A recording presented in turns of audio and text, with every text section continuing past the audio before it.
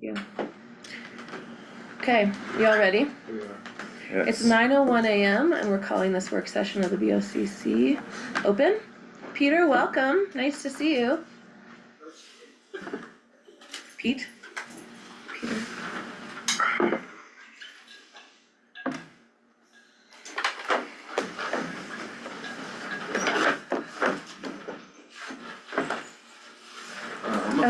Tim. Yes, sorry.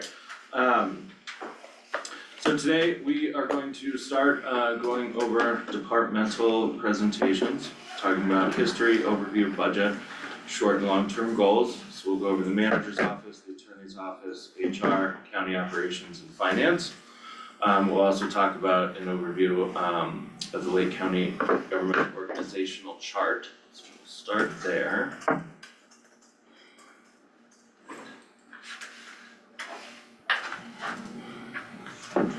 This is gonna sound very low level question, but it's not under display. What setting am I using to keeping my monitor from shutting off every like 3 minutes?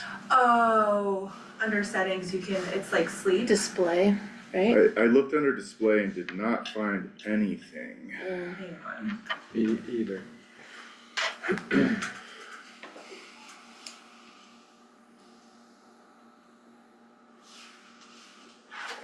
Settings. Mine? Yes. Display settings. I thought it would be in that. but- Power and battery. And then you wanna go to screen and sleep. Is that under system? Under, Oh yeah, there we go. Yeah. System, power, battery, and screen, sleep, and hibernation timeouts. yeah, Turn off my screen after 5 minutes? No, I want, let's say 20 minutes, so it really Oh. catches me off guard. Right. Awesome. Alright. Thank What's you. that? I was playing this little Right. jiggle the cursor move yesterday every 3.5 minutes. Alright. Thank you for the guidance there. Teams.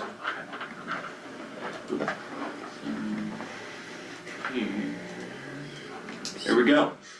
So here is our organizational chart. You will see at the very top, of course, this Lake County community, is who we ultimately work for. There are various elected officials, you three, making up the Board of County Commissioners, the assessor, sheriff, clerk and recorder, treasurer, and the district attorney.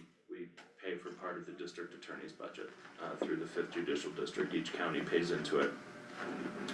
So underneath the Board of County Commissioners, your two direct reports are myself and Chris. And Chris and I each have a deputy. Lauren Snyder is my deputy and Melissa Decker as Chris's. So then underneath me falls all of the other county departments and county staff, subject to the policies adopted by the Board of County Commissioners. So financial policies, employee handbook, all of those policies that we set forth, also following HR laws and rules, and then working, of course, within our budget. So under administration and general government, you have the finance team, human resources, and operations. When I started, finance was 1.5 FTE. FTE stands for full-time equivalent, which means how many hours they work a year. Part of determination of salary and benefits, and then full-time equivalents can be salaried, they can also be hourly. The general rule of thumb between hourly and salary is if you were in a supervisory or managerial position, kind of bumped up into that salary range. Both Chris and I are on salary. As everyone else in this room.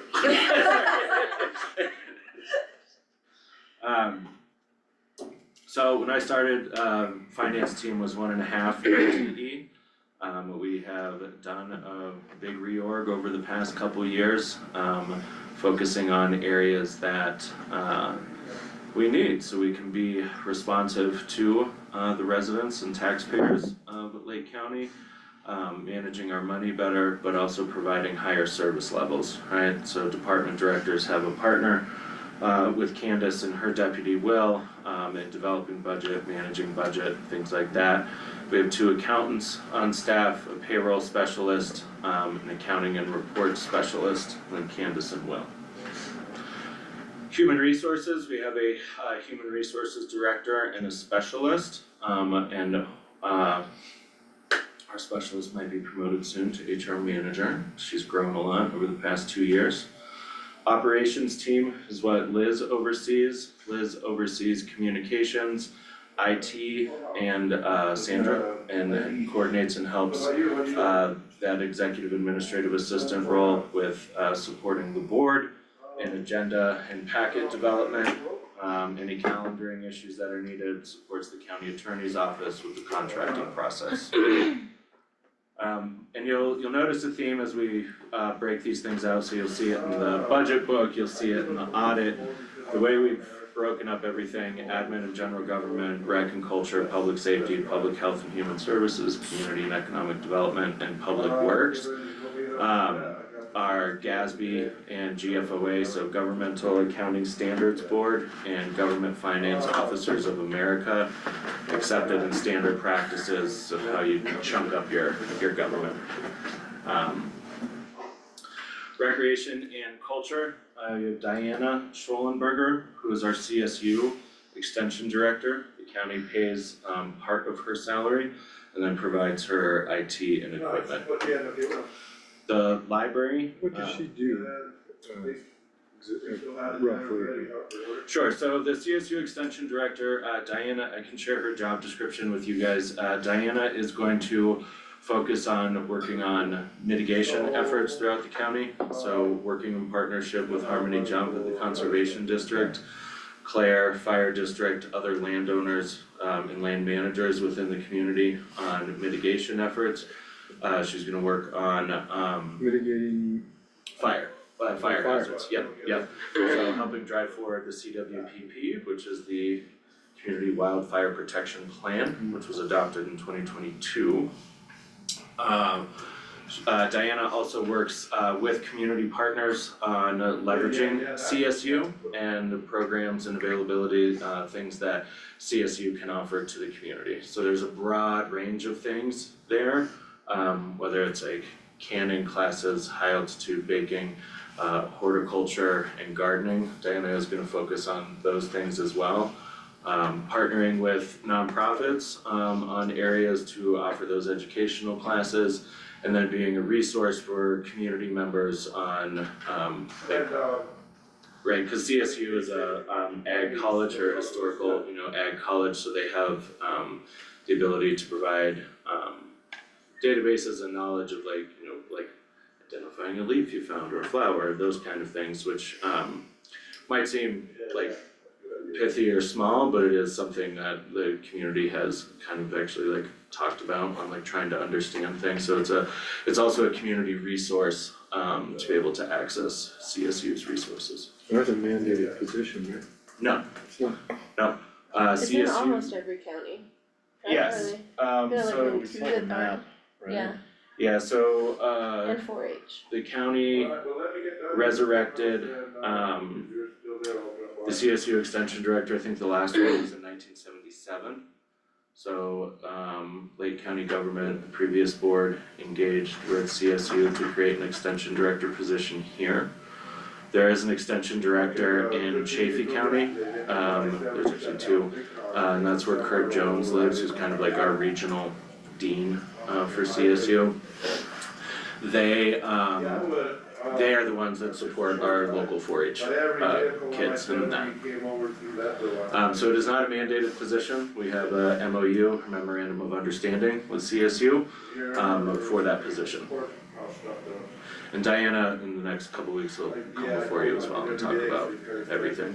Yeah, that's what I was gonna ask, if we could have time to speak with her directly about Yeah, what, I like your terminology, deeper dive into the services provided for that position. Well, it's kinda unique that we have like CMC and that the Front Range has, what is that called, something community college.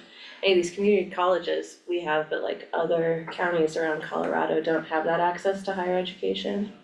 So like this extension program is really cool. It adds to our higher education, but like other counties, this is their only access, you know? Yeah.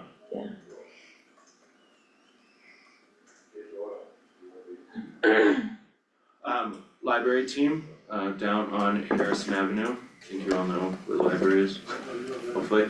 But we have a great team there that, provides, what you would call, regular, like circulation services, children's services. We also have a bilingual coordinator for engagement with the Spanish-speaking community.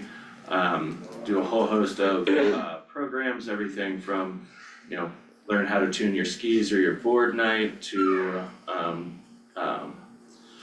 D&D, Dungeons and Dragons, those kind of clubs and activities for every age in our community. We also have a library of things at the library, so from board games to, Tools. and we have a Tools. tool library, yes, yep. It's huge. So we have the tool library as well, which has been a huge help to the community, people really like that. And and local history. We have 2 staff who work on local history. It's a very popular area, not only for folks who live here, but across the state and then across the nation for historical things about Leadville and Lake County. I got a lot of questions this morning, I'm sorry. That's Are fine? we doing needle exchanges at the library? No, Or no, I saw something in the paper that'd be a public health. at Public Health. There'll be We are doing that, we're supplying Not, clean needles and something like a kit. it's a drug, Yeah, we don't do needle exchange, you have to be, I believe, like, there's a lot of specifics in order to do that. We do fentanyl testing strips and we do hand out Narcan. We do in front of the city, in front of the police department, have a needle drop off where you can drop off needles that are used. Any type of needle, doesn't Is have to it be. just like a Sharps box that Yeah, anyone yeah. can drop in anonymously? Oh, no, wait, in front of the police department is for unused medication. And then the Lake County Public Health is trying to get a needle drop off.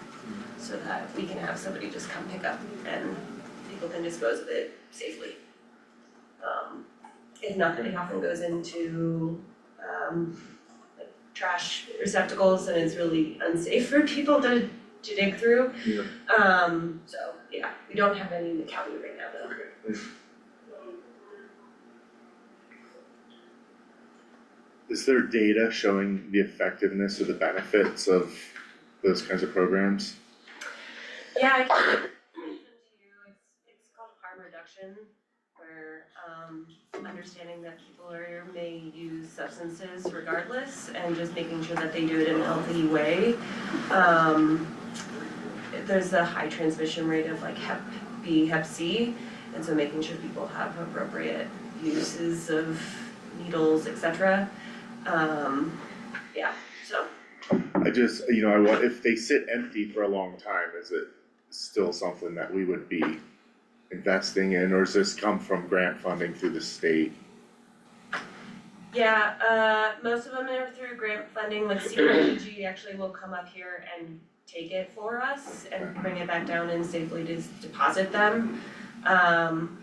Last I talked to public health and the police department, the medication exchange was like overflowing.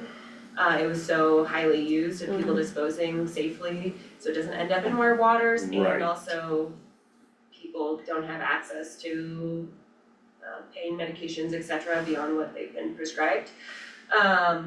So yes, it's highly used. We also work with the Rocky Mountain Harm Reduction Coalition, and they're a nonprofit. They actually also offer services to pick up needles and dispose of them on our behalf safely. Cool. So, I would like to learn more about that if anything you can send me, or anyone else who's interested in, cause it's counterintuitive to what I would think, but you know, like my point of view is pretty narrow when it comes to a lot of this stuff, so you know, any further education I can provide for myself as far as, you know, the effectiveness and, you know, it's just, I guess in my head, I'm like, you know, folks in that situation got a lot of issues they're dealing with, and I have a trouble imagining that they'd go out of their way to put something in a specific spot just for the greater good of other people when them themselves are struggling to take care of themselves or, you know, with issues that they have, so. Yeah, just, and other questions, I guess, but. Is that where we're putting all those Ozempic needles as well? Sorry. That's a joke. We Try and have, keep the joke. I mean, I think that's true, my brother uses needles every week and finding needle disposals difficult. Yeah, the So- trash guy probably appreciate it if you, Yeah, and all our EMS folks, like not grabbing needles in pockets and stuff, people get poked all the time. Oh, So if we can provide it for like everyone, it's not just drug users, it's like everyone who uses a needle, diabetic. Yeah. it's needed, yeah. Keith did say that the CBI's here, Colorado Bureau of Investigations, they're gonna start trying to figure out where the drugs are coming from, or I don't know what they're doing, but. I think the police chief called in to help with where police chief expects there to be some like heavy drug use in certain homes. And so the police chief called in CBI to help Nice. bring in extra resources to deal with that. That was what I heard from Chief Fensky Okay, about good. it. yeah, we can have public health aid representing on Monday morning, make sure that they're going over their harm reduction. I think overall also community justice is focusing on bringing more substance use treatment. It's really hard for people to change track in their life when they're have to drive 2 hours to get treatment. So there's a lot of barriers to people changing their direction in life, so we're trying to work on bringing more services here.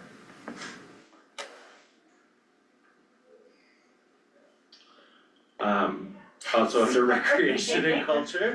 yeah, back on track, sorry, we're No, We're here for it. Tangents.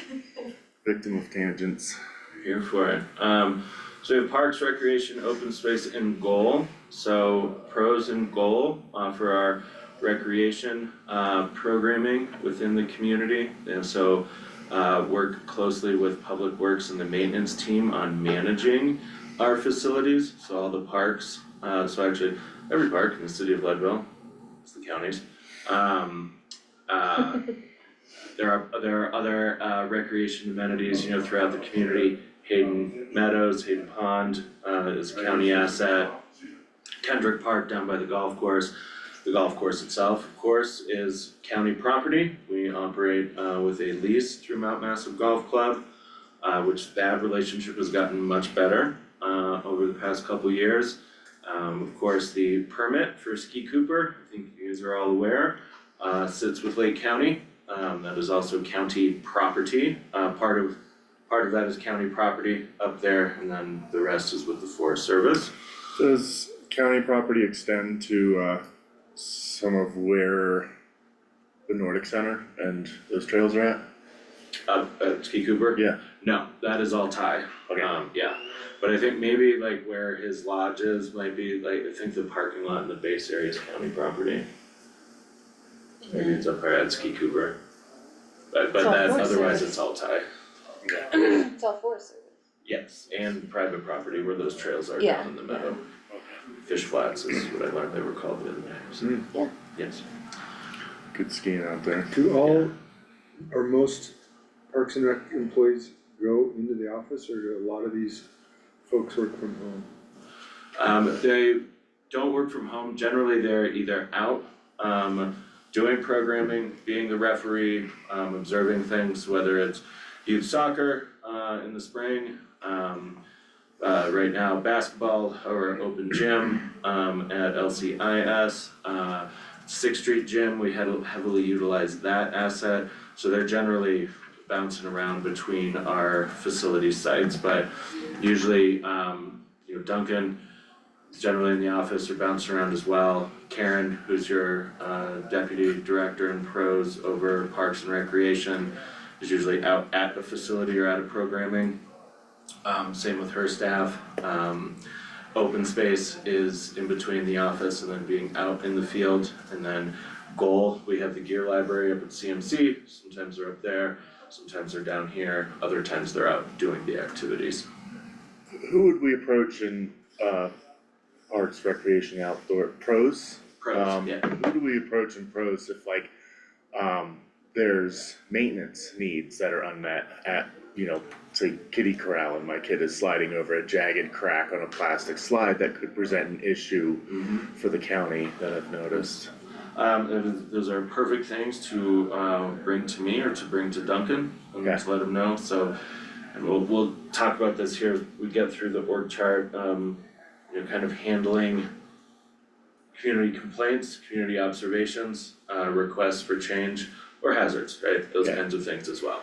I have a couple that I'd like to bring up at the appropriate time, me personally, Okay, and talk with someone if, you know, that opportunity presents itself sooner than later would be good, cause the trajectory of certain things are really interesting how they've been designed and I think dangerous to a certain level, so. that's very fair. We've started dipping our toe into, you know, well, not dipping, diving fully into the deferred maintenance across the county with all of our assets. So we caught a lot of flack when we removed the playground equipment at Ice Palace Park. I don't know if Kids you- lost it. Yo, right. I was like, take it up with Tim, Yeah. write him a letter. It's, Kidding. it's, But that, any guess on county staff when they were kids who played on that equipment? Felicia And Michael Irwin, and Michael Irwin. they played on that when it was at the old elementary school. you know what's weird is how there's this nostalgic attachment to old dangerous stuff, but new dangerous stuff is like, yo, that is bad, we gotta get rid of it, but bring back the old rusty, you know, Yeah. roto wheels and the, Right. you know, Uh-huh. those swing sets up at the fish hatchery are like unparalleled I in the love them. nation. They are gigantic. They're the Like, best. bring those back. Yes. But the plastic slide that goes straight into the ground with like a 90-degree turn at the bottom, it's like, that's Um, Lives a little bit. When are when is Pros doing their presentation? Next week. Okay. Yep.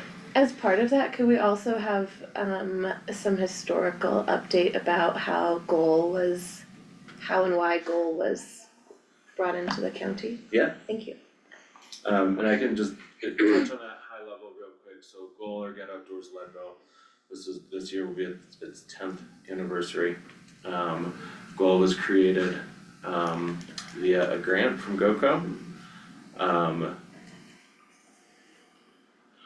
Prior directors did not manage that money well at all, and so when I first started, you know, I was talking with the commissioners about Goal and I was like, cool, so what do we do when the grant runs out? Everybody stared at me and I was like, oh, cool, I was like, that's why grants are, you gotta be careful with grants. In 2024, it was when the commissioners started that integration process of integrating Goal into county operations. But yes, we can take a deeper dive Thank you. on that next week. And you had one more note for me too, Yes. please, is what was the significance of naming the recreation area the Huck Finn Park? Why is it called that? Fun fact, I learned this from Mike Irwin, so way back in the day, that area used to be a turnstile for the trains to turn around, like the engines. And then it was then it started becoming a recreation area. There used to actually be a fishing pond there. And then somebody was electrocuted and died. Fuck. It was not Huck Finn, but it was named Huck Finn because there was a fishing pond there. When this happened, I don't Okay. know, but like it was a while ago. But that is what I know. Oh my god. But I will confirm that story Okay. for you. I'm going off on another tangent here, but put it on your radar. I would like to explore the possibility of renaming the skate park in honor of someone who really initiated getting that whole process going. What started as new plywood for our old rusty ramps, and then Placer, he started a fundraiser for that, and then Placer got involved, and Donnie Connor really is the reason that skate park started, and he's recently passed away. Okay. And I think I'd like to explore the idea of renaming that skate park in his honor and something that's more meaningful for the community, and he had friends all over town, and just something that's kinda popped Okay. in my head. Yeah. I don't know how that works, if that's possible, it's something I'd like to talk about. Okay. Nothing is impossible. We rename this building. You know, could rename this room. You good? You get to do all Well, that. that's a change you could do. Like, name it what? I don't know. After who? We get to decide. That's the best part. Naming. So under public safety, you will see that the sheriff and his team is up in the elected offices, but under public safety, we have a variety of IGAs, and then we have the Office of Emergency Management, which the team is Claire and Sam, and then Mabel is part-time as our logistics coordinator. But the E911 Authority is an IGA between city, county, hospital for those emergency communication services. Animal shelter, IGA, we will spend more time on that one, but there's an IGA with that. Fire rescue, so the county is in an IGA with the city for fire services in the county to the tune of 1.8 million. And then we have search and rescue. It's not an IGA, it's more of like an MOU with them because they have their own 501c3 status as well, but the county contributes I think like 25 or 26K a year to them. We also, pay for the utilities up at the cache, which is up on 13? 9? 10th. 10th. Up there. We know what you're talking. Public Health and Human Services, so we have our Community Justice team, so that is Angel and Gloria. Angel's salary is fully out of a grant from the Federal Department of Justice, and Gloria Perez's salary, half of her salary comes out of that grant as well. The part of that, and Angel and Gloria will talk about this, but on this long course of building a new community justice center, renovating this building, all of that, the county did what is called SIM mapping or sequential intercept mapping, which looks at justice in this community, barriers to justice, whether it's access, transportation, language justice, access to things in a language that you can understand when you're being sentenced by a judge, whole host of other things, sorry. No, go ahead, Okay, you're doing a great job. But a whole, so they have focused really a lot on looking at language areas and how the county can improve its language and communication with folks who don't speak English. So we've worked heavily there. They work closely with Heidi, the DA, sheriff, work with the judges upstairs on understanding things, and I think we're gonna, when they talk with you, I think the future of that is gonna be more youth engagement, right? So we know that when, basically if you're under 18 and you touch the justice, and you engage with the justice system, you're more likely throughout the rest of your life to continue engaging with it. So we would like to prevent that, because the more you engage with the justice system, the more you cost the taxpayers. And yourself. Yeah, also it Yes. sucks. Also that, yes. Human Services, so our Department of Human Services is, and I think you guys know this, is kind of an extension of the state government. We are mandated by the state to process eligibility for applications for a whole host of public assistance or welfare programs. So there's everything from Medicaid, which is healthcare services for lower income folks, TANF, temporary assistance for needy families, SNAP, Supplemental Nutrition Assistance Program, otherwise known as food stamps. Human Services also provides adult protective services, so for whether it's perhaps seniors in our community or adults who don't have the capacity anymore to take care of themselves, we step up and work with them. They also handle child welfare, child support, Fun fact about child support, so if your divorce happened in Lake County and you have to pay child support, let's say you get divorced and the kid's 1 and your child support payments end when the kid is 18, it is Lake County who gets to enforce that for the next 18 years, Lake County Human Services, Whether or not you live here. whether or not you live here. Is that a norm across the state? It's where your divorce happened, we become our child support, our child welfare team, does that. Also in human services, you have the wraparound program, which focuses on families and works closely with the school district for kids and families who are at risk of becoming homeless. So, can you explain wraparound? Sure. So high fidelity wraparound is an evidence-based program where you have multiple people basically wrap around a family to try and stabilize them. They act mainly as like case managers, but there's a lot of research behind it showing great results. So we have high fidelity wrap, where basically we work with the county or with the school district, identifying families' kids. Many of them are referred from child welfare, where they don't need criteria for child welfare, they shouldn't be in child welfare, but they need preventative services, right? They just need like some stabilization.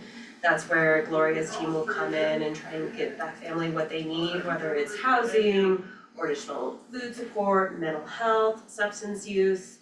A lot of our families where kids are at risk, substance use is the main issue with the family that's leading them to potentially become involved in the child welfare system. We also have like McKinney-Vento, which is a grant program, and I'm trying to think of the other one. There's a few different grant programs where it just funds basically case management services for kids and families, where we get them what they need, whether it's another pair of snow boots, like that low barrier, to Safeway gift cards to be able to buy food for the day, all the way up to I need to get in high intensity mental health services for this family, so. Is that all county money or is it a It's mixture? all grant All funding, grant funding? except for 50% of Gloria's salary, the deputy director. And that funding actually comes from our state allocations, so there's almost zero general fund that goes towards that program. Are we gonna have a specific deep dive into wraparound, or is it gonna, or no? We can, Laura's gonna come and say all the things that She's just got so much to talk about. I just wanna respect that like every single program is its own complicated beast, yes, so we can certainly do that and deep dive and wrap around. that'd be wonderful. Yep. Yeah. I know DHS is trying to become a Medicaid enrolled provider. Many of our clients are Medicaid enrolled, and most of our services are Medicaid billable, so it's another funding source that we can draw down, so that if grants end or whatnot, we have another funding source and we don't go towards the general fund, so. I know we don't have a crystal ball, but with regards to the funding for these projects, with some of the storms on the horizon at the state level and maybe even federal level, are we at risk of losing funding for some of these programs? You Yes. think? For wraparound in particular, yes, absolutely. That would be worth discussing more deeply at the right time with those work sessions, if we can, put that on the radar to talk about during those Totally, yeah. days. Yeah, it's hard when, we work very closely with the school district, they go after grants, we don't wanna compete with them. So that limits the amount of grants we can go after, or say ALC goes after grants for homelessness services, we can't then apply for them to support wraparound, because again, we don't wanna compete with them. So it's hard to be a really good community partner while also sustaining programs that we run. So we can definitely talk about that, but wraparound in particular is their funding source is not. Do we have like a grant database that we consult, like inter-county and inter-community, to make sure we aren't competing with each other, ourselves, or, our own community for certain things? Yeah, so every grant that the county applies for, we have to get approval for that grant and it goes through Catherine Greer. So there's certainly like internal communication. There's a hub, Uh-huh. okay, cool. Externally, we work closely enough with our partners or have recently worked better with our partners about saying, hey, we're applying for this. Do you wanna go in with it with us or whatnot? And that's how we've learned other partners are applying for the same grants and we've backed off. Great, thank you. We have our public health team, so they provide a whole host of public health services to our community. Everything from STI checks to immunizations and vaccines throughout the community. They also do the blood lead testing. Maybe hopefully all of your kids went through it when they were younger. So we provide a whole host of services there. Human services and public health are down at 735 South 24, so right at the CMC turn there, where Dr. Lisa's building. So they are in there with the Summit Community Care Clinic, which can provide like full medical services to everyone. So part of why we did that, putting everybody in the same building is, you know, if you go in and you apply for Medicaid, and you're approved, then immediately go and see a doctor, or at least know that you're out of place. Cause we do know that the healthier our population is, the less expensive it becomes, whether that's for public insurance or private insurance. Senior Center, done by Huck Finn. We will have you guys go down to a lunch there sometime soon, so you can hear the unvarnished truth of government. From the elders in our community. The Senior Center is actually quite a poppin' place. Senior Center provides Meals on Wheels for folks with limited mobility and in need of those nutritional services. They also provide, it's a very institutional term, but congregate meals, so they host lunches, things like that. They also provide transportation to seniors in our community for medical appointments that aren't available here, so going over to Vail, you know, down south to Salida, even sometimes to the Front Range, so those folks can meet their medical needs. They also provide fun things, so outings, going to, you know, Rockies games, Nuggets games, going down to the casinos and gambling. But Senior Center's a fun place. Veteran Services, so we have one person there, Harry Beck, he works with veterans in our community to connect them with services either provided by the state or the federal government for being a veteran. Community and economic development, we have our airport. So up at the airport, you have three folks. Josh is our airport director. We're currently working, we finished this year an expansion on our taxi laneway, and we are working internally on getting everything ready to start to build or release RFPs, so folks can respond to those and then they can start to build hangars. The community planning and development team used to be called building and land use, but their scope is much broader than that. So that Ann Schneider is the director there. She's your building official, kind of the keeper of the code, the land use code. Works closely with our building community.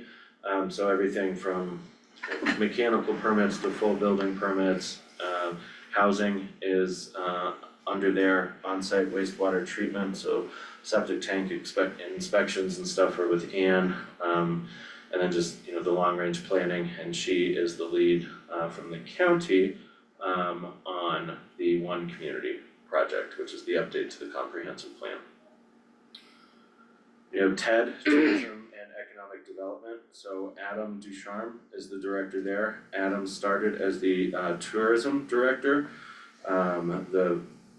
We have brought him in-house now, so he is paid out of general fund because we added economic development to his scope of work, because it was a priority, you know, for the prior board, but I think also for the community to continue driving forward economic development ideas and processes for the community, especially knowing that at some point the mine will close.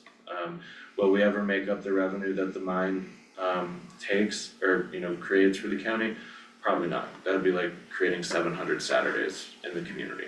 So we're not gonna get there that way, but if we can diversify our economy more, especially even diversifying it more from a tourism-based economy, that will set this community up for future success. Yes. Rewinding just a little bit, I see one full-time employee under veteran services, but it's my understanding that is not a full-time position. Is that accurately reflected in the budget? It is accurately reflected in the budget. Harry works 20 hours a week. Okay, And it's the reason why we put one FTE is because we have one person, like saying it's a part-time person, anyway. But Harry's position is mandated by the state. okay. Yeah. Thank you. It's technically 0.5. Yeah, We're gonna get, are we gonna get a meeting or a presentation from tourism and economic development? you will have presentations from everybody. All these of them. people. Yep. Water Enterprise is new, so the previous board created that, at the end of their term, but the Water Enterprise waters the counties, Lake County government's water assets. Which means the amount of acre feet that the county owns and can use, for specified purposes. So Bryce will take a deep dive with you into the water, budget, but which will include everything from the barn pond to, how the enterprise was created. Excellent. Under Public Works, the landfill and recycling center, so you have 6 folks up there who do various things, from sorting the recycling, compacting, getting the air burner up and running, and then just running the landfill. Robin is our landfill foreman, she's a gem and hilarious, so we're very lucky to have her. Maintenance, Jesus is over maintenance, so maintenance works on every single asset, physical asset that, well, maybe not physical, that the county has, so whether it's working on this building, radiators leaking, things like that. They also oversee the custodial staff for all of our assets. So they, In the event of a cracked slide at the kids' park. Yes. Would that fall on them then? And would there be yeah. like a it's, Pros. transfer? it's between pros, it's in between pros and maintenance, right? Maintenance would actually like do the work, Right. pros is kind of like the service provider of that is in our current model. So Yeah. when we look at, our issue, like our problems with deferred maintenance, it'd be getting more help to maintenance to handle a lot of that the nuts and bolts on some of those things. Yes, and they, we do involve them, on like, so if we're like, planning something like, what does that look like if we are, taking on a new building or a new facility, like that analysis, like, do we need another custodian?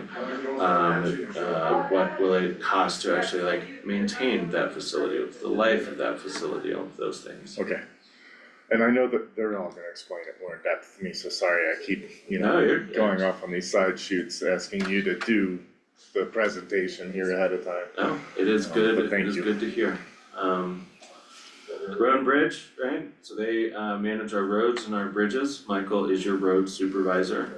They do all of the plowing, bridge and road replacement, asphalt management plan, so Michael will talk all about those things.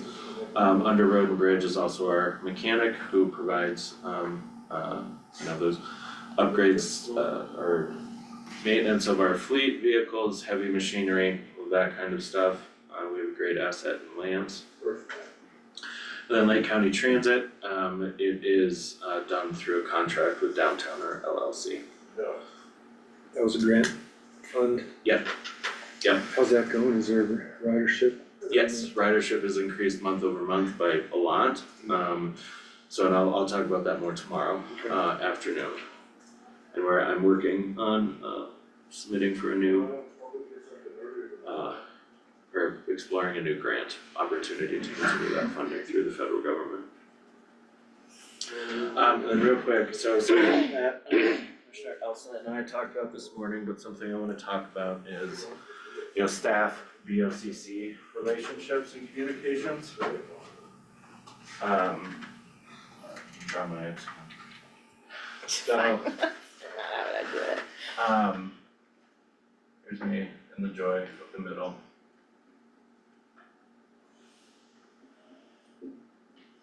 Yesterday I said it, in my mind, I visualized it like an hourglass. Yeah. Oh, good. There you go. Oh, it's an hourglass, not nice. Yeah, that makes more sense. So like with this, if we think of like, Elsa and I came up with, it's a firewall with a hall pass. Oh. The more red river. I hate it. That was Right. so bad. But it's really Sounds like fun when you something run that with that Game of analogy. Yes, that's what I said. I was like, it sounds like the red wedding. What are you doing? Sorry, Liz, I didn't mean to interrupt you. But, so with that, and just like with the visual, right, so our board, you guys, our policy setting, decision makers, working on the strategic direction of Lake County and Lake County government. It is you guys who set the mission, vision, policies, priorities, values of the organization. And that's why we're doing the board retreat in February, to work with the board on really what is the board's mission, vision, values, priorities for this community and the strategic direction you wanna take us. The day-to-day operations and administration fall to me. Meaning management of the budget, management of personnel, implementing the board's policies and objectives, things like that. So the reason I call it like a firewall with a hall pass is like I'm under no illusion that you all are going to talk to staff. I get that, I know that. There's not like a prohibition on that, but there has been guidance given to staff, right? Like the board makes decisions and then through me and staff is how we implement those. Staff will come to you, through work sessions, through things like that. There are gonna be areas where the board, maybe a majority of the board wants to take a deep dive somewhere else and the other commissioner doesn't particularly care, but they will hopefully, I hope, show up to that work session and go through it. But part of what, like we talked about is getting the same information to the commissioners, to the board at the same time. So that can be done via work session, or if you have a whole list of questions for me on any given topic, right? I will work with that department director and that team to get you those answers and then get them to all three of you. Part of having that division between the board and staff is the power dynamic of one commissioner talking to staff, like, do they just give me direction, what am I supposed to do, all of that. Part of it is not blindsiding your colleagues on the board in a meeting. I spent an afternoon with Bryce on water, this is what we're gonna do. Oh, the board did not decide that. It's also not blindsiding me in a meeting or me not knowing of engagement with staff. So part of it is that transparency and communication piece. And then Elsa and I talked this morning about it, right? Staff know, if they have a complaint about me, first off is HR. And if Zoe determines that it needs to come to the board, she's gonna do that. Staff also know, right, if they have a complaint about me, that they can come to the board, or it can go via Chris as well. And vice versa, right? So that's what the kind of the firewall with the hall pass is having that communication between me and individual commissioners and then the board. And protecting staff's time, but also trying to get same information to the board at the same time.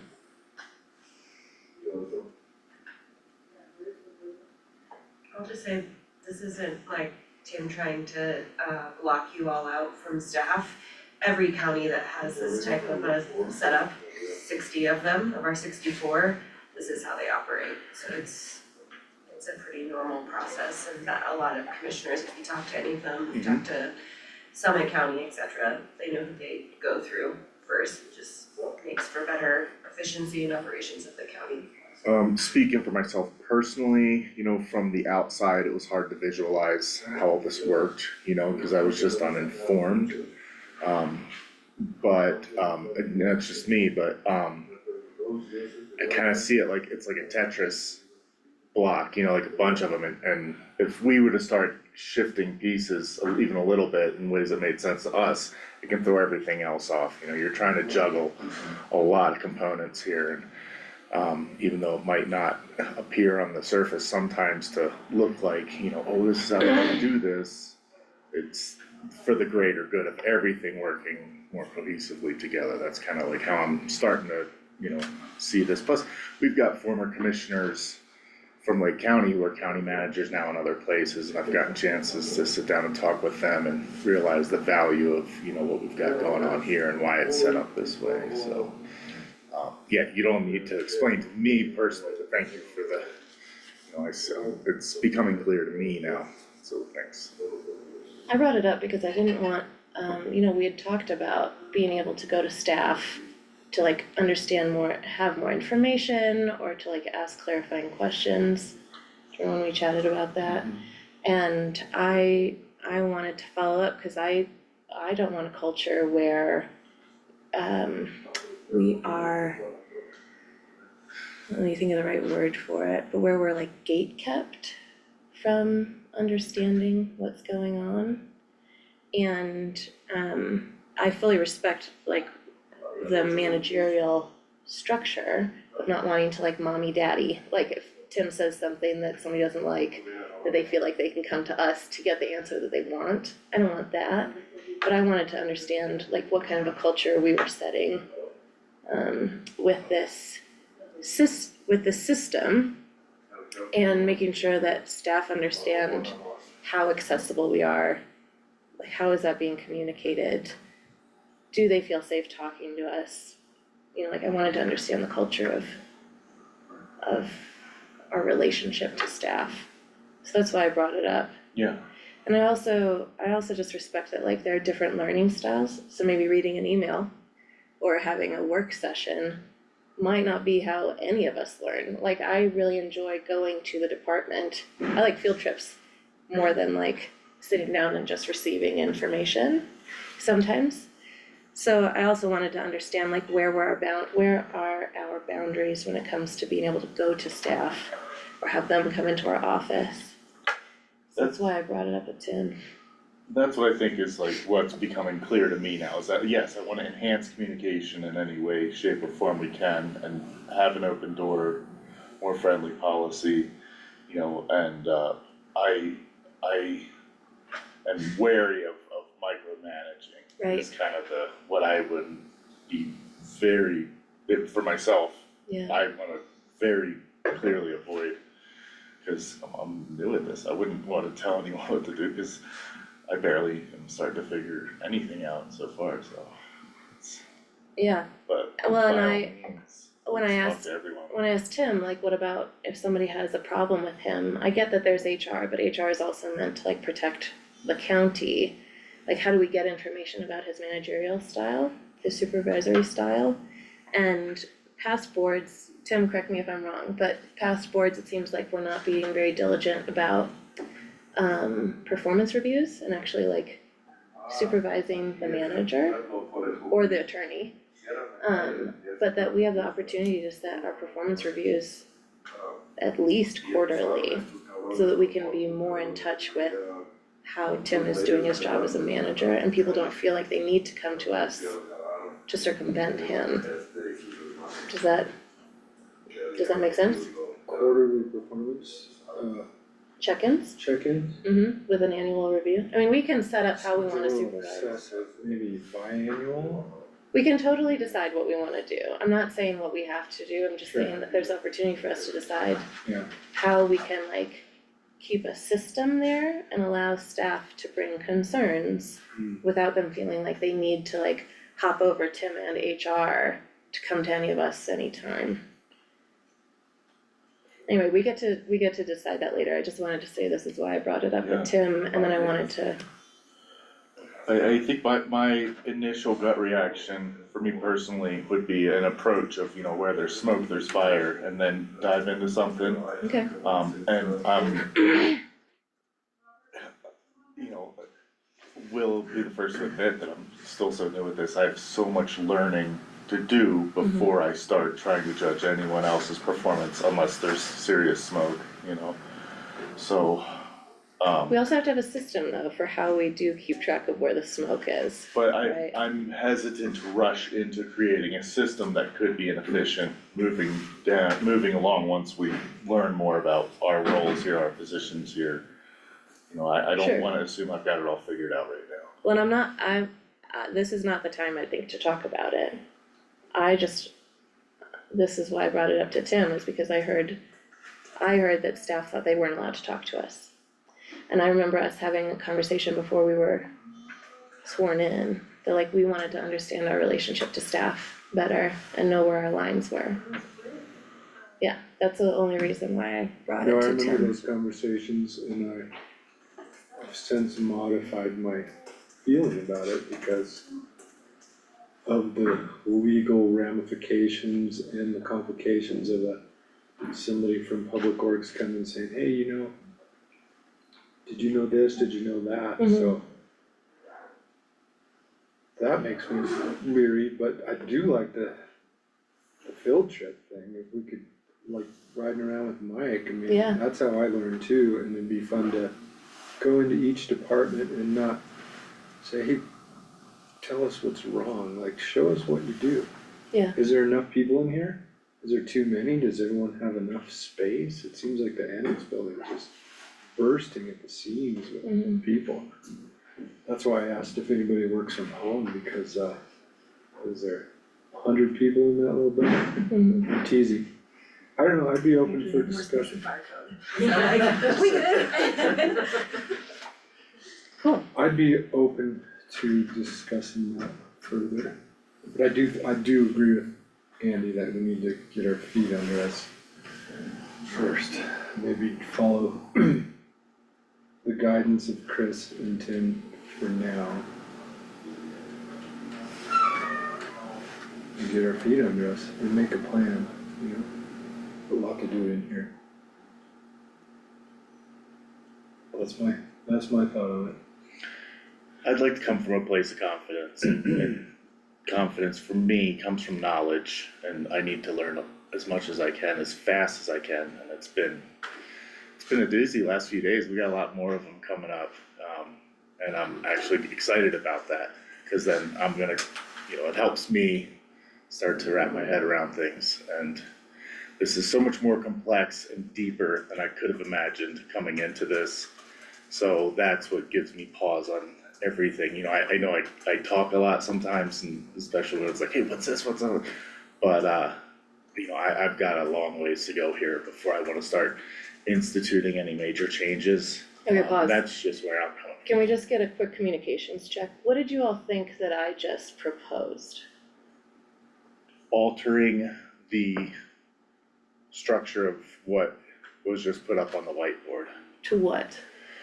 to, widening that middle gap to allow pass arounds. Okay, is that what you thought I was proposing as well, Matt? I heard more of, yeah, I heard a little bit of that and also a different structure with what is currently in place with Okay, so let me just clarify, I'm not proposing a different structure. I'm trying to follow up with the conversations we had before to make sure that you all are getting the same information I'm getting. yeah, And I'm trying to make sure that we, as the board, who are in charge of all of the staff, are creating the kind of culture that we want from the beginning. So I'm not trying to propose something different from this. I am trying to make sure that we're all on the same page from the beginning about what is going on, and to be able to check in with ourselves as a board as we go, like, is that still good? Is that working? Do we see any smoke?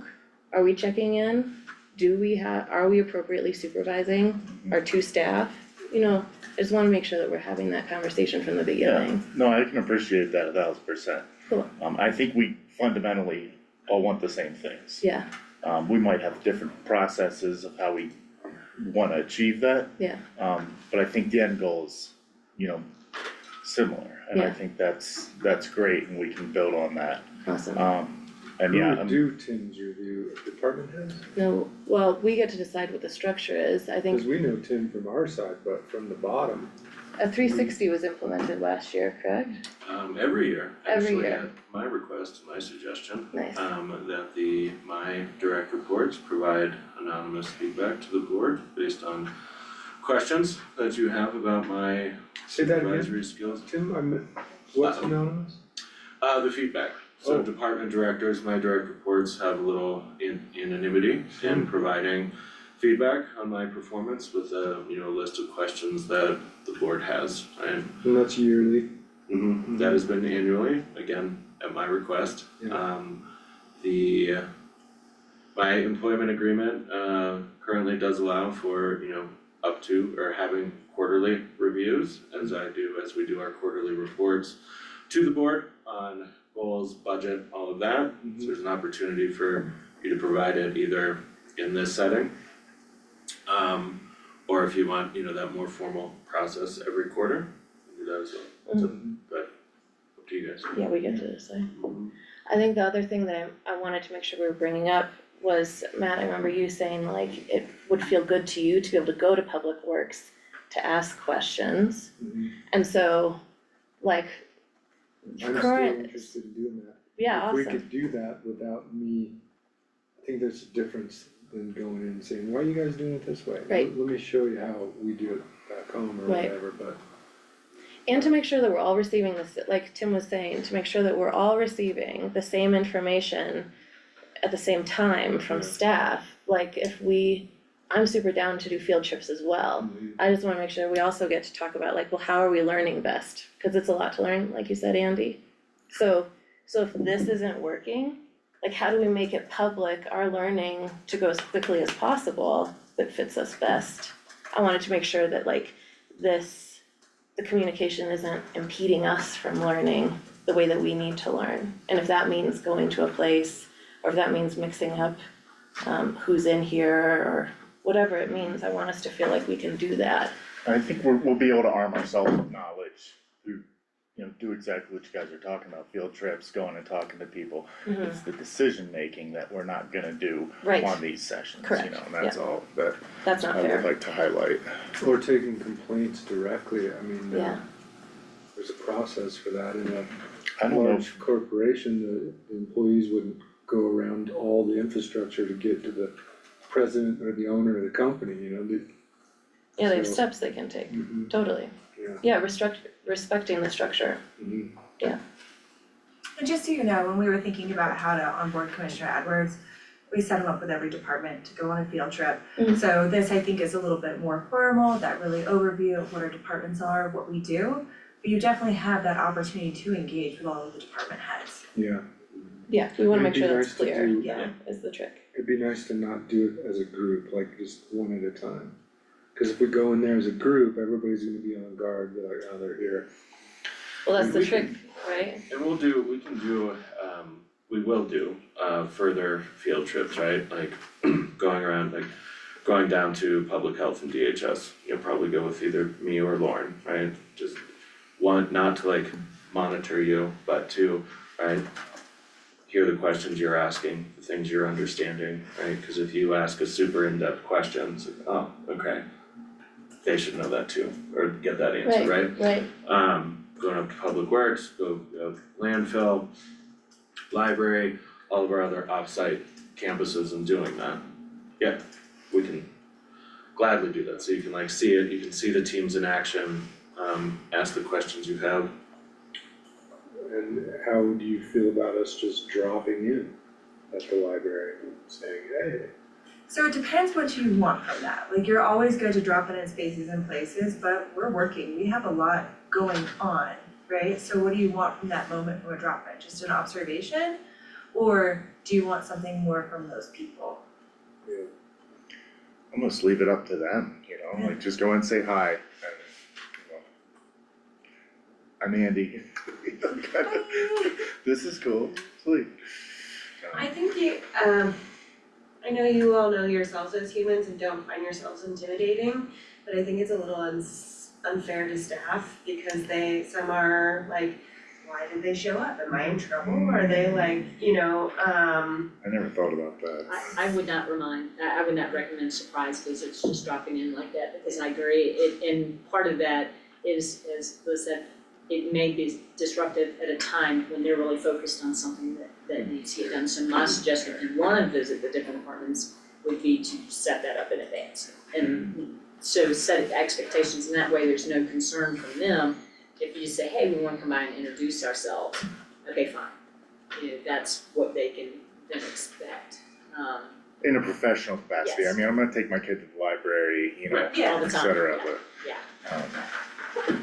Okay, But the employees are also our constituents and their, residents, and I agree, I think they should be able to come into our office and as a constituent, not as an employee, And they do, and they, and bring us concerns or whatever. And I think that's a fine line, and if you have, an employee comes up and says, hey, I'm also involved with Cloud City Mountain Sports or something like that, and they say, really wanna talk about the conditions over at that, or whatever, that's different from them coming and saying, hey, I'm an employee of Lake County, and I wanna talk to you about X. Yeah. And then at which point you should probably say, have you talked to Tim about that, or if it's about Tim, talk to Human Resources about that. yeah, and in that capacity, I wonder if there's a way to communicate that to the employees, like, you know, in a sense, like we work for them. As, you know, kind of a cyclical situation there, you know, I don't wanna be intimidating. Well, certainly there's gonna be situations in restaurants where people are like, hey man, did you know this is going on Yeah. and that's going on and that's, part of it too is, right, when you have feedback from the community, like bringing that to me, right? Slides broken, right, that is helpful to know. Or, hey, they hit my mailbox and they didn't do anything. Oh, okay, right, we're taking those community feedback or those community complaints or questions, and then you're allowing me to work with staff to whether addressing performance issues or service level issues, and then providing you guys with that response for that, or a remedy to a solution, or to a problem, or solution. and we get regular check-ins with department heads, right? Yeah, so you'll have the quarterly updates from department heads, you'll have the regular check-ins with me and Chris. Right. So when you guys have, those questions or whatever it is, your topic du jour, like, if you more into pros, you're into road and bridge, you're into human services, right? There's gonna be that overlap, but then it's part of my duty to give the response, like Commissioner Lee asked this question about pros, I wanna provide the same answer to you too. So you have it. What you do with it, that's up to you. Listening to your process, one of the things that caught my interest was the anonymous reviews. Can I put a box out front of my office that has a drop slot and says Totally. anonymous input?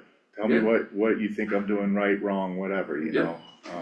I'd like to, I think that'd be maybe a nice way to hear things that, that what you brought up, makes me think that it would be nice for anyone to have an anonymous option of, you're a knucklehead, or, you're great, or whatever, It's a lovely idea, Andy.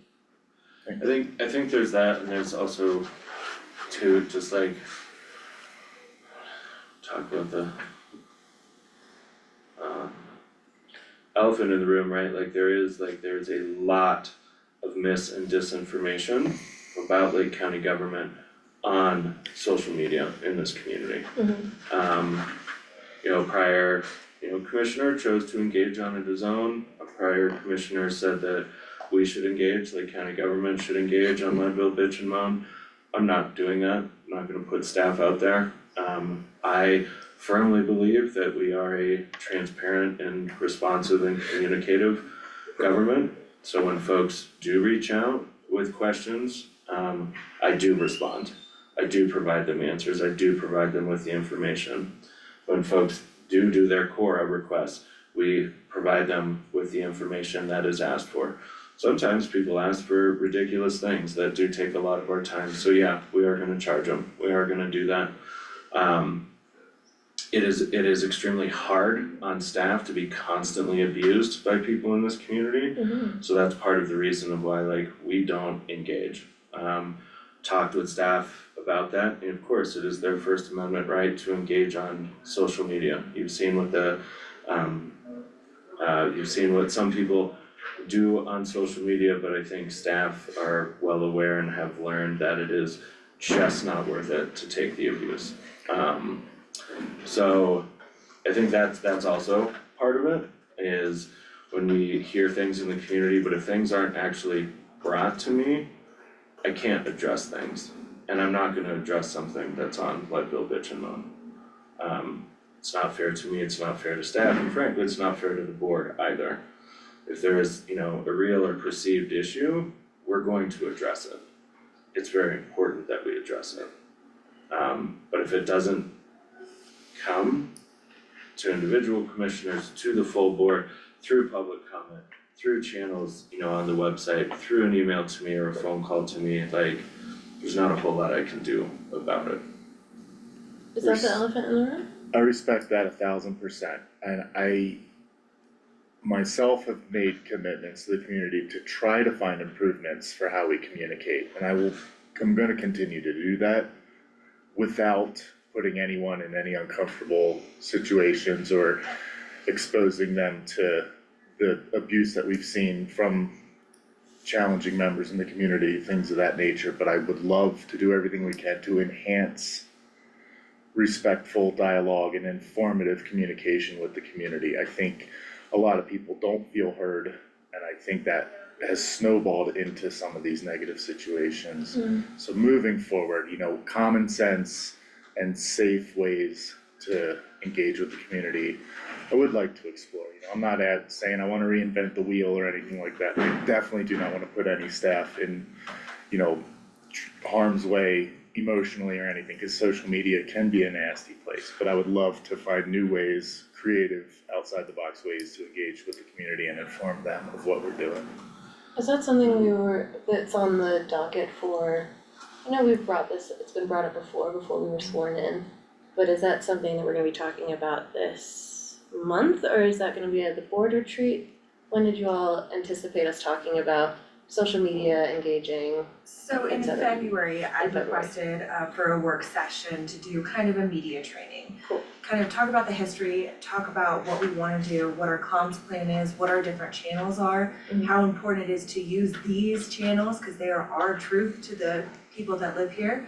And then really talk about how you want to shape that messaging so that we can get that language out there, not only internally for staff, so we can support that by word of mouth, because we know that's such a powerful tool, but also on our website, our social media, through our quarterly newspaper ads, and then there's other avenues that we can explore as well, because we really want to make sure that we are connecting with each and every person that lives in this county, and they have access to information to combat that mis and disinformation. So that's in February. Yeah. And there's also, you know, we are gonna talk about it tomorrow as you set your regular meetings, and schedule and things like that, but like, how can we be the most strategic? I understand that you guys wanna have town halls on a certain timeline. That is great, I fully support that, I'm happy to be there and to do that. But if the board is not strategic about an agenda or the topics to be discussed, you know, it makes it very hard, because it may very well be me, the staff person there, who can answer all of the questions, and the board can't. That doesn't set you guys up for success. And if we don't have the appropriate staff there to show off that they are the subject matter experts, whether it's water, finance, emergency management, any or all of those things, it makes it very hard And of course, there are gonna be town halls where people come and complain and things, and we don't have an answer, we don't have a resolution, but part of being transparent and communicative is saying that, and saying that we're gonna work on it and that we follow up on it. And those are things that we have done here under my tenure, and we'll continue to work on and refine that. I think there's an opportunity as well for the board to, leave this room. Let's have a town hall in Twin Lakes or at the Southern Fire Station, let's have one in Lake Fork, Mountain Valley, Mountain View. Have one, at Freight or wherever, anywhere else at the school, right? So more people can attend or ask their questions and be more accessible. I'm fully in and happy to support all of those things, but we have to be thoughtful and strategic in how we do it. Yeah, I'd like to give it some more thought. Did you wanna lay something specific out, or does that? No. Did that help with you, cause I think we went on a tangent from what I brought up. I know, I feel like that too, so. No, my only intention was to bring the information to you all to make sure that we all understand the structure Yeah, and that we are getting our learning needs met by that. yeah. Cool. We can move on. Are you all good to move on? Andy, Absolutely. awesome, yeah, let's move on. You guys wanna take a quick break? Are you ready? I'm good. Okay. Sorry, just one moment. Just have to send one thing. That's upstairs. Is there heat on? There is, and we're working on getting a portable heater, but it's just I not. know. Gotta match someone. The ones up there were varying temperatures. I did ask them to leave their office doors open like we did last night, but they didn't do that. I don't know if that was like the full solution or not, but anyway, Hey Matt, this is Karina. Sorry. What's up, Karina? Well, I'm gonna go to the bathroom since Okay. we're waiting. alright. Yeah.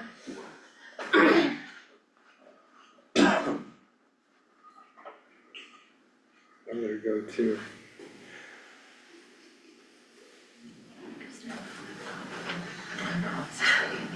Yeah. If you want it. Do you just judge you? No. I've been giving Zoe like constant updates. I'm like, nope, we are not even close.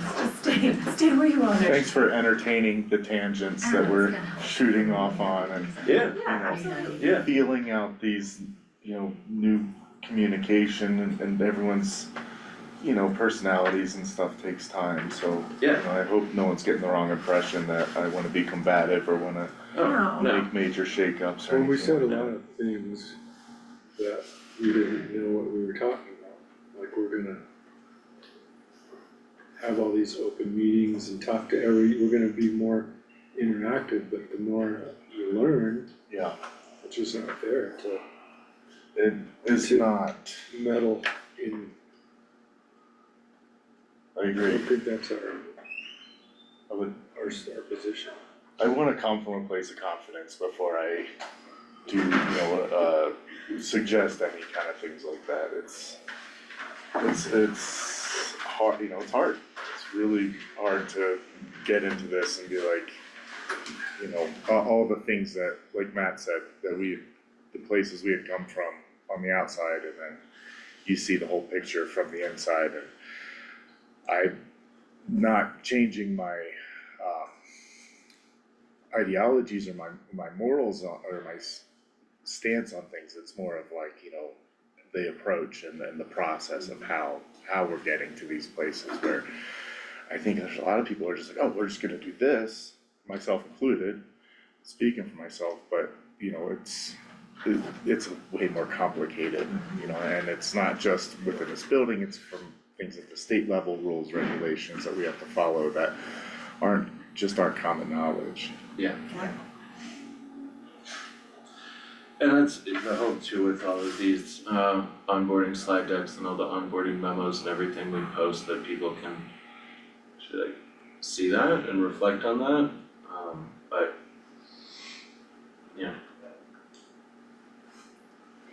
it's hard, 'cause no one knows how their government works. No, nor did I.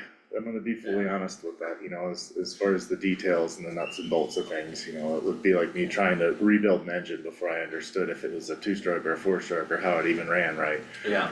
And I've tried that before when I was younger and it doesn't work, you've got a lot of parts left over and you're, well, this isn't good. Is there Thanks for hashing that out, cause that's like helps me get to know optimal ways of us communicating, how we can bounce off each other, try to Okay. keep things flowing.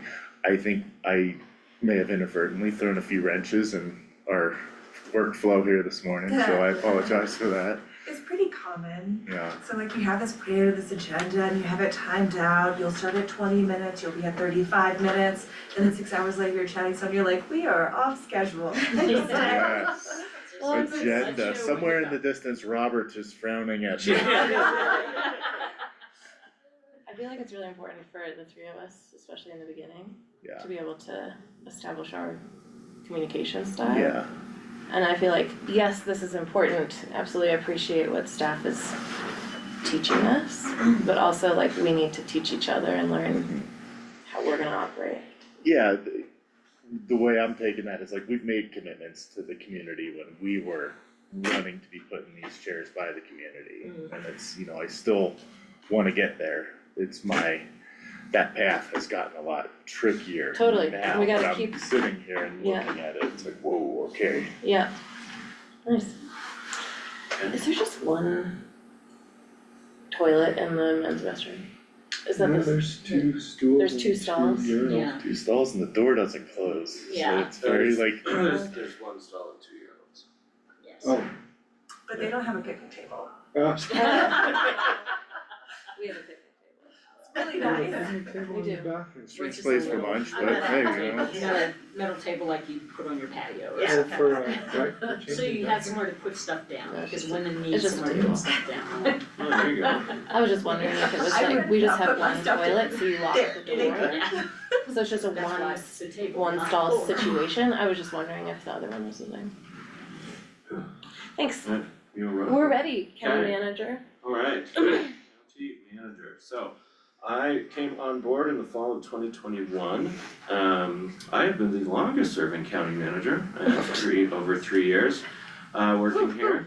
There was a county manager, from what I understand, in late 90s, early 2000s. She settled a claim with the all-male Board of County Commissioners then, for sexual harassment for $250,000. Who did? That's cheap. The first county manager Oh, in $1,999, Oh, Yes. alright, yes. well, they deserve it. I believe in 2015 or 2016, there was the second county manager, he lasted 9 months. And then me, here I am. So what does a county manager do? Great question. The professional manager, came about as a profession in like the mid, 1900s, mid 20th century.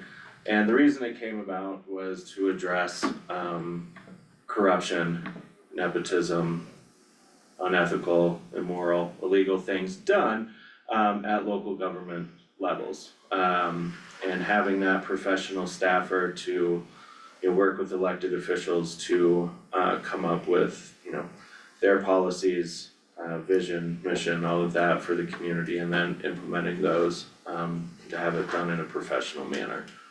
The best example I can give you of just a terribly corrupt government would be Tammany Hall in New York, which was just notoriously corrupt, but that's kind of the impetus of this profession and where it came from. Cause you will see when Chris talks about it, she's actually in statute. I am not, I'm new. This is new. So prior to having a manager, each commissioner oversaw the day-to-day operations of the county.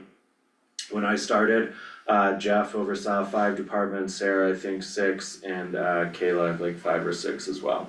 So they oversaw the operations of things like the library and HR, and road and bridge, and worked with those department directors, on those operational things, but then you kind of got some things gummed up with one commissioner making a decision of like, no, we're gonna pave this road, instead of this road, kind of things. There was also, you know, in the BT before Tim times, takes two to tango, so staff would go to Elsa and be like, hey man, I deserve a raise. I'm like, oh, okay, yeah, you do. Go for it. Go to Matt, be like, I need a raise. You got two, you got a raise. So we've implemented, you know, a performance review process here, actually, you know, following law, administrative like best practices, HR best practices, which, you know, I would argue has like led to employee satisfaction improving and has also led the county to being like an employer of choice in this community. When I started, this place was like the Wild West, screaming in the hallway, just a whole lot of tension between different elected offices, which I think has been worked on and repaired. In part by the prior board, but also in part through like the work of like me working with the sheriff on his budget and then together presenting things to you, so you know that it has been vetted, instead of just throwing something at the wall and hoping that the commissioners approve it. We have pretty much eliminated human resource lawsuits against the county. So since I've started, we've had no new employment claims. Prior to that, the county was kind of like an open checkbook for employment related claims. So just a couple, you know, the things that I have done in terms of making this organization a more professional organization. Majority, as you can see, 60 of the 64 counties have a manager and administrator, and those titles are kind of interchangeable.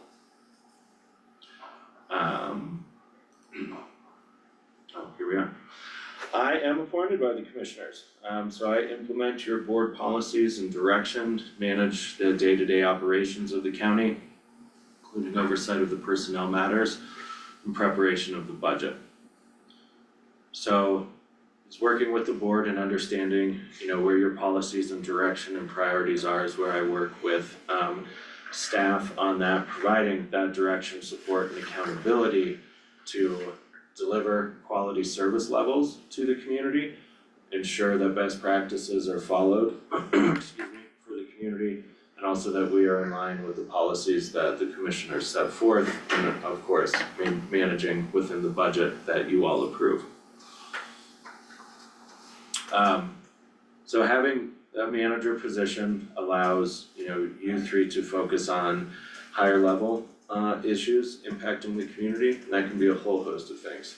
State budget cuts, federal government changes, regional economic issues, advocating at the Intermountain Regional Transportation meetings with CDOT and our surrounding communities to really advocate for Lake County, whether it's paving our side of Tennessee Pass instead of Eagle side, or, you know, those Putting a kind of roundabout things. in at 82. And roundabout in at 82, I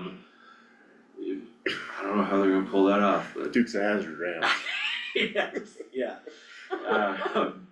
And then of course, you know, working with other elected officials within our community, in that way as well.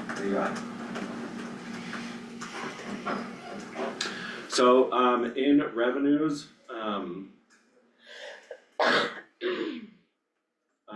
so for 2024 and 25 for intergovernmental, those, was that the dolagram? Okay, so this is the, and for 25 too? Not that much. Okay. So when the previous board did create the county manager position, post for it and do that, they worked closely with DOLA, or the Department of Local Affairs. DOLA awarded a grant for this position to offset the salary for 3 years. So that grant is winding down, but it started at covering like 100% of my salary, 50% of my salary, 75% of my salary, and then the county absorbed it. And so, what are we looking at here, these intergovernment, this is related to your salary? Yes, and these were, and the other, is it one Angels grant? Yeah. Okay, Yes. thank you. So intergovernmental, the 65K in '24 was almost finishing that Department of Local Affairs grant that Okay. covered part of my salary Mhm. for the creation of the manager position. Okay, In 2025, the community justice project and that work lives within the manager's office and is overseen by Lauren. So that the bulk of that revenue is for salaries for Angel and Gloria. okay.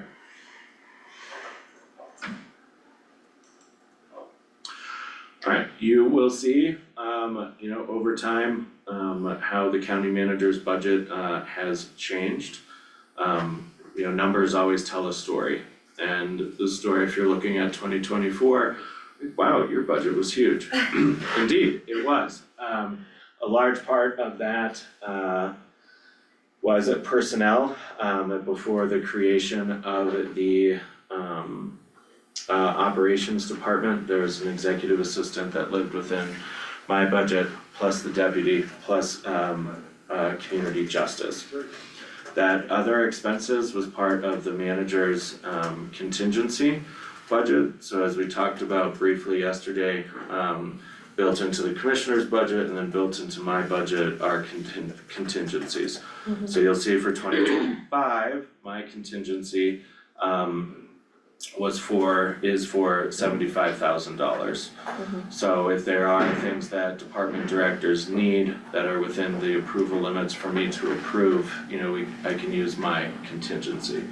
And then the board's, right, is your kind of the contingency of last resort to be able to be used, or if the board identifies a project or something that you all want to fund or work on, that's money set aside for the board as well. So in my, in my other expenses, in 2024, there was a leak in the roof at the annex, which caused mold to grow in that building. So I did my due diligence and hired locally with KW to come in and remediate the annex. So the annex was built in 1977, 78. Since then, it really hadn't been touched, so the mold was remediated, there was a deep clean done on that building. New ceiling tiles, new carpet, I'm gonna say all the ducts were clean, all the air ducts were cleaned, everything like that. I was like, we have ducks? Right, and the annex there, when you're walking in, there's that covered canopy area. So there's a wall between the inside of the building and that canopy area. That's historically what had caused some of the mold because of the can lighting there from the 70s, get very, very hot and heat things up. So there's mold in other places in the building. Anyway, so that wall, that separation wall, I don't know what you would call that, but between the inside and the outside of the building needed to be repaired and fixed. And then as we were on our journey of the renovation of the annex, we did purchase, all of the office furniture and everything you see over there to make a better working habitat, climate. I think the annex, how do I call it the zoo, because you can see in and out and like you watch people in there, so I like to call it habitat. Okay, so in the habitat, It's also one of the most highly used rooms. yes.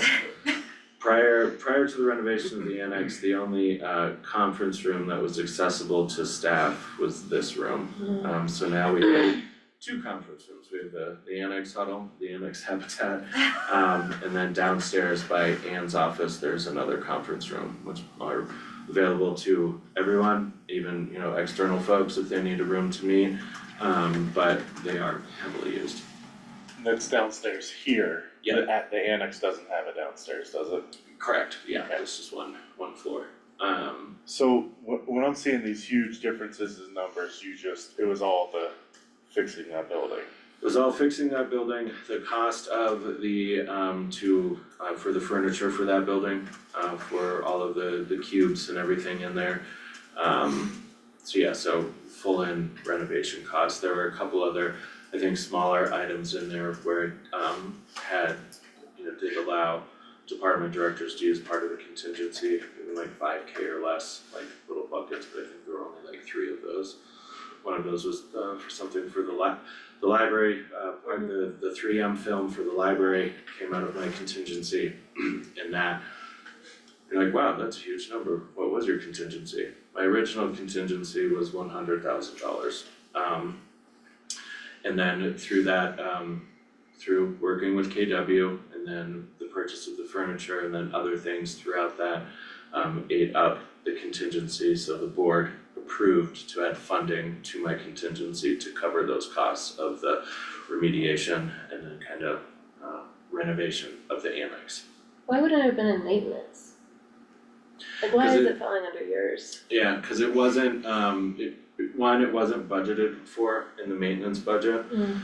We could have put it in the maintenance budget, but part of like the contingency budgets are when things go south or things do need to be fixed, they need to be fixed quickly, that's part of that contingency. And so the best place and most transparent place to talk about it too, instead of buried in maintenance's budget of like, whoa, year 24 contingency was that high, I can talk fully through all of those and be able to give you all that information. It looks good to us. Right. I can see it being problematic PR for you. Oh yeah? Yeah. Everything is. So you supervised that remodel and you paid all the bills? In partnership with Michael and with Liz. Okay. How do you feel the value that we got from the service providers doing the renovation was? Would you work with them again in the future? I would bid it out to see, but I wanted to stay higher local, and I'm not as experienced as everyone else in this community, I guess, with the vendor chosen, so but they got the work done. It took a very, very long time for them to do it, based on initial timelines and things like that and following up. Which happens. Which happens, and then part of it was like fixing some of the like electrical and IT upgrades, and finally it was just calling Pro Electric and being like, I need this done. Because finance staff used to sit where the sheriff's administrative staff is, in this hallway, past the bathrooms on the left there. I had the entire finance team, it was pre-Candace, but the entire finance team, all 7 people crammed into those 2 offices. So instead of 2 or 1 person per office, there were 3 or 4 people in those offices. Liz worked out of my office, or in here, so timeliness became an issue, but the product that we do have now, I believe, is fully serving us and it's a much better work environment. It's much more accessible to community folks for pros and goal. It also just provides a much better working space for staff to do their tasks. Just so you guys know, I asked Marla for the plans on that building. Heath mentioned that it was built with a second story in mind, and so the foundation and the exterior walls could support a second story. My thought is, if we're gonna remodel this jail, where's everybody gonna go? This place is bursting at the seams. And new construction is always preferable to remodel, so. Yeah. Just so you guys know, I was talking to Marla, I was talking to Heath and Marla about that. Awesome. Second floor on that, some kind of tunnel. Move a few people over there, then do the jail or something like that, so. I mean, I think that's been talked about, right, as part of the renovations. That was one of the drafts, Yeah, right? Yeah. and I think we have information on that Oh, you do? potential Good. option. Yeah, Heath mentioned it, so I started looking into it, yeah, if I could get anything you have on that. And then I'd like to meet with the architect too, not initially, like I don't wanna be part of the design team, but And we'll, to me, that's the hardest part of the whole thing, where's everybody gonna go? Right. yes, If they kick us all out, I mean, I'm fine working from home. Yeah. Not very productive, but I'm fine with it. but I think the nice thing, if we think especially on this floor, right, the ability to access the elected offices, the commissioners plus treasurer, assessor, and clerk and recorder is very important. But if you think about kind of our row, right? It would be feasible for you three to work from home or set up office hours, whether it's at the library, that's you're accessible to the public, similar to me. When we previously built the holding cells in 2022, renovated those, the first two holding cells. You know, all that construction had to be done at night for our friends upstairs. But yes, Chris and I have worked with the courts, it will probably, you know, if there's upstairs work being done, we might have to use the municipal courtroom down at City Hall, perhaps a room at CMC, or since the courts were able to function during COVID, you know, they also can be remote or could be hosted in Summit, Eagle, Clear Creek County. But yes, for this floor, that is definitely part of it, and then the phasing out of that, so this building can still be accessible to the public, we hope. Especially like if we're thinking on jail first, and then everything else. Yeah, an alternate for the clerk's office is the trickiest one I can think of Yes, right now. Yep. And we have explored other facilities like the RJ McGregor building in this parking lot right here where Altitude's gym is. Doesn't work, it's not ADA accessible at all. But yeah, where could the public go to do business with the government? Park trailers in the lawn, Thought about that too, Thing, that's not beyond it as well, yeah, throw up some construction trailers. yeah. Okay. Yeah. Fun. Thanks for starting that, Matt. Yeah.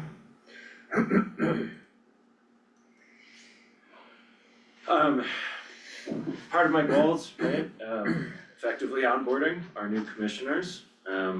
So I hope that this process is going well and meeting your guys' individual goals. I know there's a lot more to go over and to learn. We're gonna get there, and there's a whole host of things to understand about Lake County government. Continuing, you know, collaborating with you all on developing the strategic plan that supports your long-term vision for the county.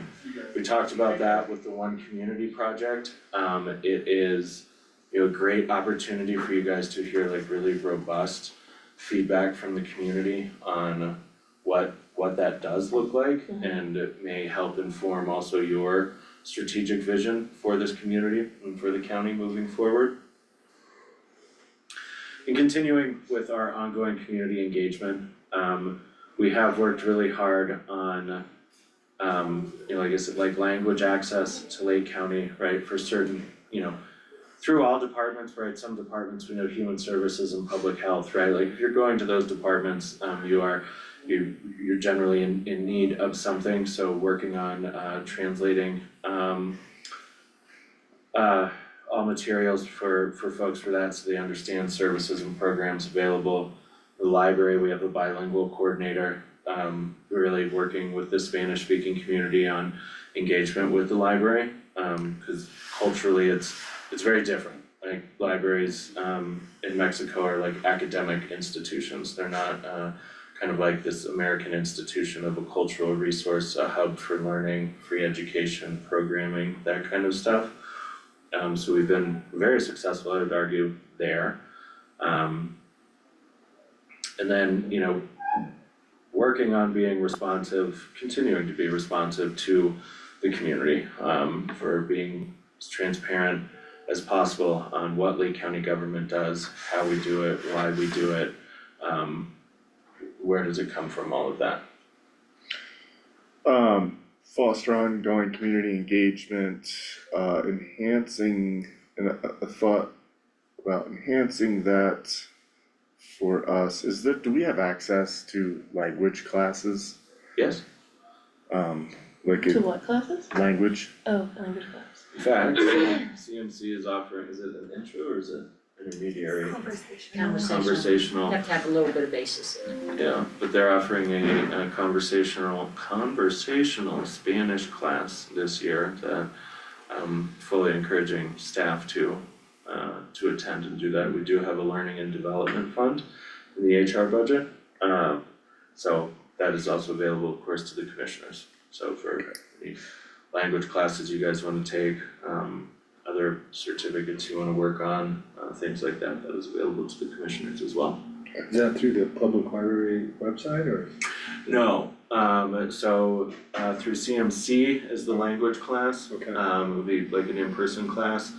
And then, you know, as you guys see opportunities for educational opportunities, you know, like outside of conferences or trainings, or if you know, you wanna take an accounting class at CMC, right? That is a benefit to Lake County government, having commissioners be able to read and understand Excel and accounting practices, right? We have abilities, or we have funding set aside for learning and professional development. And the public library has a database called Mango Languages. It's kind of an answer to Duolingo, which I think is more popular, but Mango is way better. Mango, Mango Languages. okay, If you go through the databases, A to Z, I'm on a 265 day streak with Duo. Dang. Yeah. What are you doing? Duo? Yeah, but like what language? Spanish. Oh, well. Haven't you noticed that my skill is getting better? Your pronunciation is lagging. So looking longer term, you know, with the new board, it was challenging, you know, thinking through the long-term goals, but where I landed with Lauren is continuing to build on our efforts for resilient leadership structure and deepen expertise across Lake County government. That is the best thing that I can leave, or even in terms of like any succession planning, of making sure that there is a strong leadership team here, that you have qualified staff in every department and in those department director roles. And then also, I've been working a lot with the leadership team of like, alright, what does it look like when our finance director leaves and Candace comes on board? Is it a complete shit show, or is it a little bit better, right? Like succession planning? Succession planning, Awesome. yep, having those in place, because yeah, we will, directors turn over, and whoever steps into that new role, right, well, you know, there's gonna be change, but they need to understand how things were done in the past, opportunities to improve, all of those kind of things, but also kind of like just a little guidelines on knowing the job, right? So that's succession planning. And then longer term as well as you know, we'll get through this year in the One Community Project update, and just, you know, investing in that comp plan. So balancing land use, natural and built environments, economic development, and continuing to foster collaboration among Lake County's government organizations. That has been a challenge my entire tenure, but I think through like the creation of the EDC steering committee, which is made up of Ben from CMC, Kate from the school district, Lori from the city, Carly from BAG, myself, and Andy from the hospital, that has been really beneficial of having those like monthly check-ins of like, what is going on, where are we, how are things working? And also recognizing, right, that the change with now that, you know, with a manager in place, right, is a big change for this community. It has been a big change of the county perhaps focusing on county things for the first time in a very long time. Because the county previously had been a catch-all for everything. So anyway, there's that. And there I am, me, the yellow man. Gotta own it. So Lauren and I are always available, meet with the people of Lake County, answer any questions, address comments, concerns. Doesn't matter if it's, you know, someone in the hallway trying to understand, you know, valuation, and if the assessor's office isn't available, or, you know, in a safe way, talking with folks, or, you know, being responsive and addressing folks' concerns. Yeah, there's me. Thanks, Tim. And I will say, between, oh, here we are. Here's our org chart. Go to the next slide. Yeah. There we go. So these are the areas that I oversee, and these are the areas that Lauren oversees. And I will say before, we get into Chris's overview of, we're both, what's it called, the lightning rod for hate. We're both the ultimate shit magnet in Village Idiot. Fully aware that every problem is caused by me, I'm the problem with Chris. I'm a parasite. Oh, okay, you're Apparently, I'm a parasite, alright, parasite in the yes, community.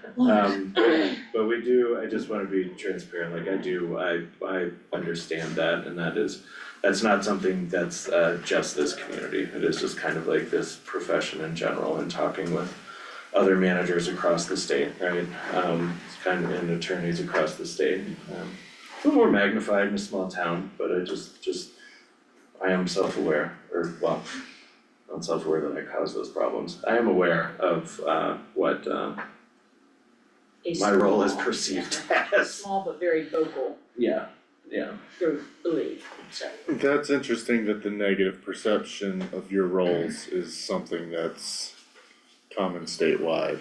Oh, yeah. yes. Yeah. Yeah, he was like the lightning rod of hate, and for the county attorneys, they're like, not just the lightning rod, but the repository of hate. Yeah, We take and absorb it. Do you feel like you have community, like professional community, either of you, for like county managers, county attorneys? Oh, absolutely. To be able to, feel like you have a supportive cohort in this role, Yeah. does it make it any more sustainable, or how do you manage the Absolutely, sustainability? well, and Yeah. for the county attorney, there's the Colorado County Attorneys Association.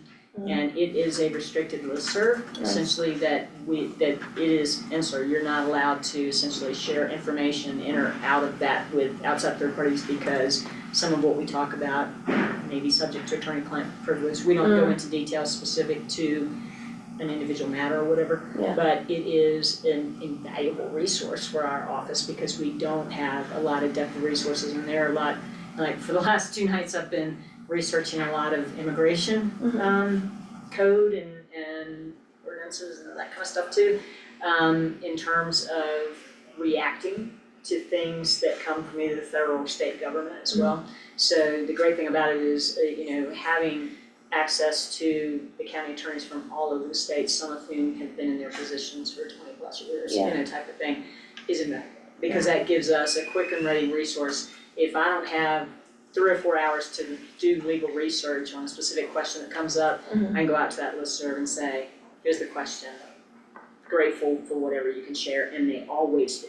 And it's prompt and immediate and that type of thing. So no, fortunately, because in my work, there is no other attorney here in town. Right. Melissa's my deputy, she's down in Minden, but in terms of, Leadville Lake County is essentially one of those legal services deserts. There aren't enough attorneys here to provide for basic services, and there are no other local government attorneys here, so.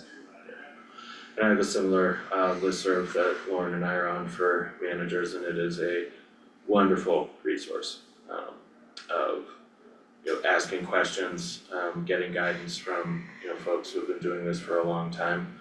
I'm always blown away by managers who have been doing this for 20 years in the same community, but when I started, like Park, Chafee, Pitkin, Eagle, and Summit had very long-term managers, so learning from them has been great. And knowing too, right, you gotta take everything with a grain of salt. Well, commiseration. Yes, Oh, yeah. yeah, Oh, yeah. yes, yeah, Lots of that. yes. Well, all that vitriol is just coming from Facebook, right, or is it coming from elsewhere? Mainly Facebook, but there is, sometimes like a public perception, or maybe not public perception, but like dealing with folks sometimes, which generally just comes down to like conflict resolution, or like, people come in hot and heated about a certain item, and just gonna take the time, listen to them, talk through the issues, understand what it is, and come to a resolution. Do you guys look at Leadville Bitch and Mill? I permanently deleted my Facebook. Yeah, he isn't on Facebook, I do not, and I tell everybody's like, you shouldn't get, no, absolutely not, because as I've said to other folks before, I refuse to have a battle of wits with unarmed people. I'm just not gonna do it, I'm just not gonna do it, so it just, so I don't engage in that, I have people who tell me what's on there, so I know what's being said, but I don't engage at all.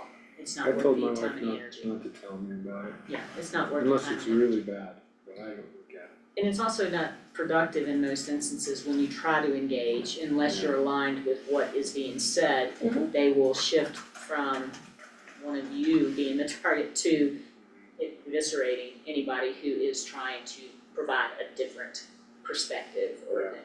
Yeah. So it's just not worth the time and effort to That engage. is something that we did talk about relating to your previous comments about trying to get certain people I won't name, like, come into the office, and tell, cause in person, they're pretty tame. Mhm.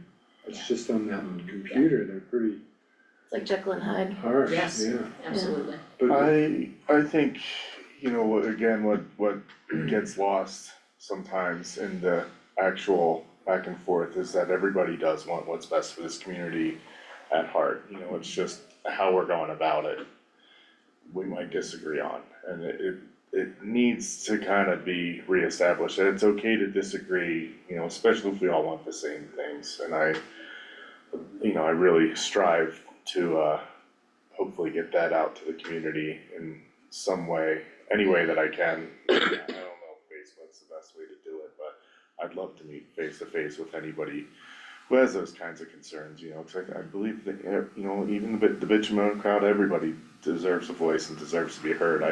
That forum is not productive and it can lead to distractions. I'm already obviously bad with going off on tangents, and I think that gets exacerbated on social media, but you're just trying to make this meeting longer. Yeah.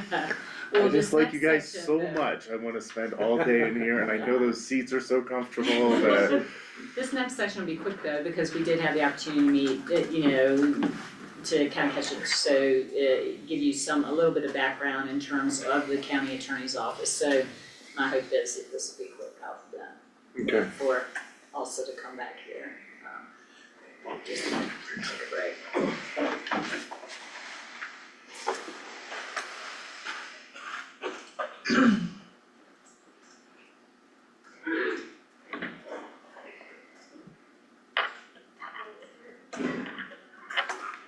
So I see you have a Cloud City mead, Andy.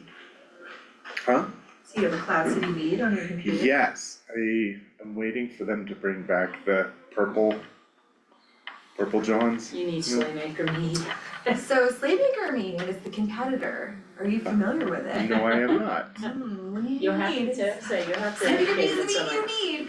That's my sister's meadery. It's out of Idaho Springs. Okay, But her sales rep lives in town, Jen, on 4th Street, and they sell it at Mount Massive. Here's that.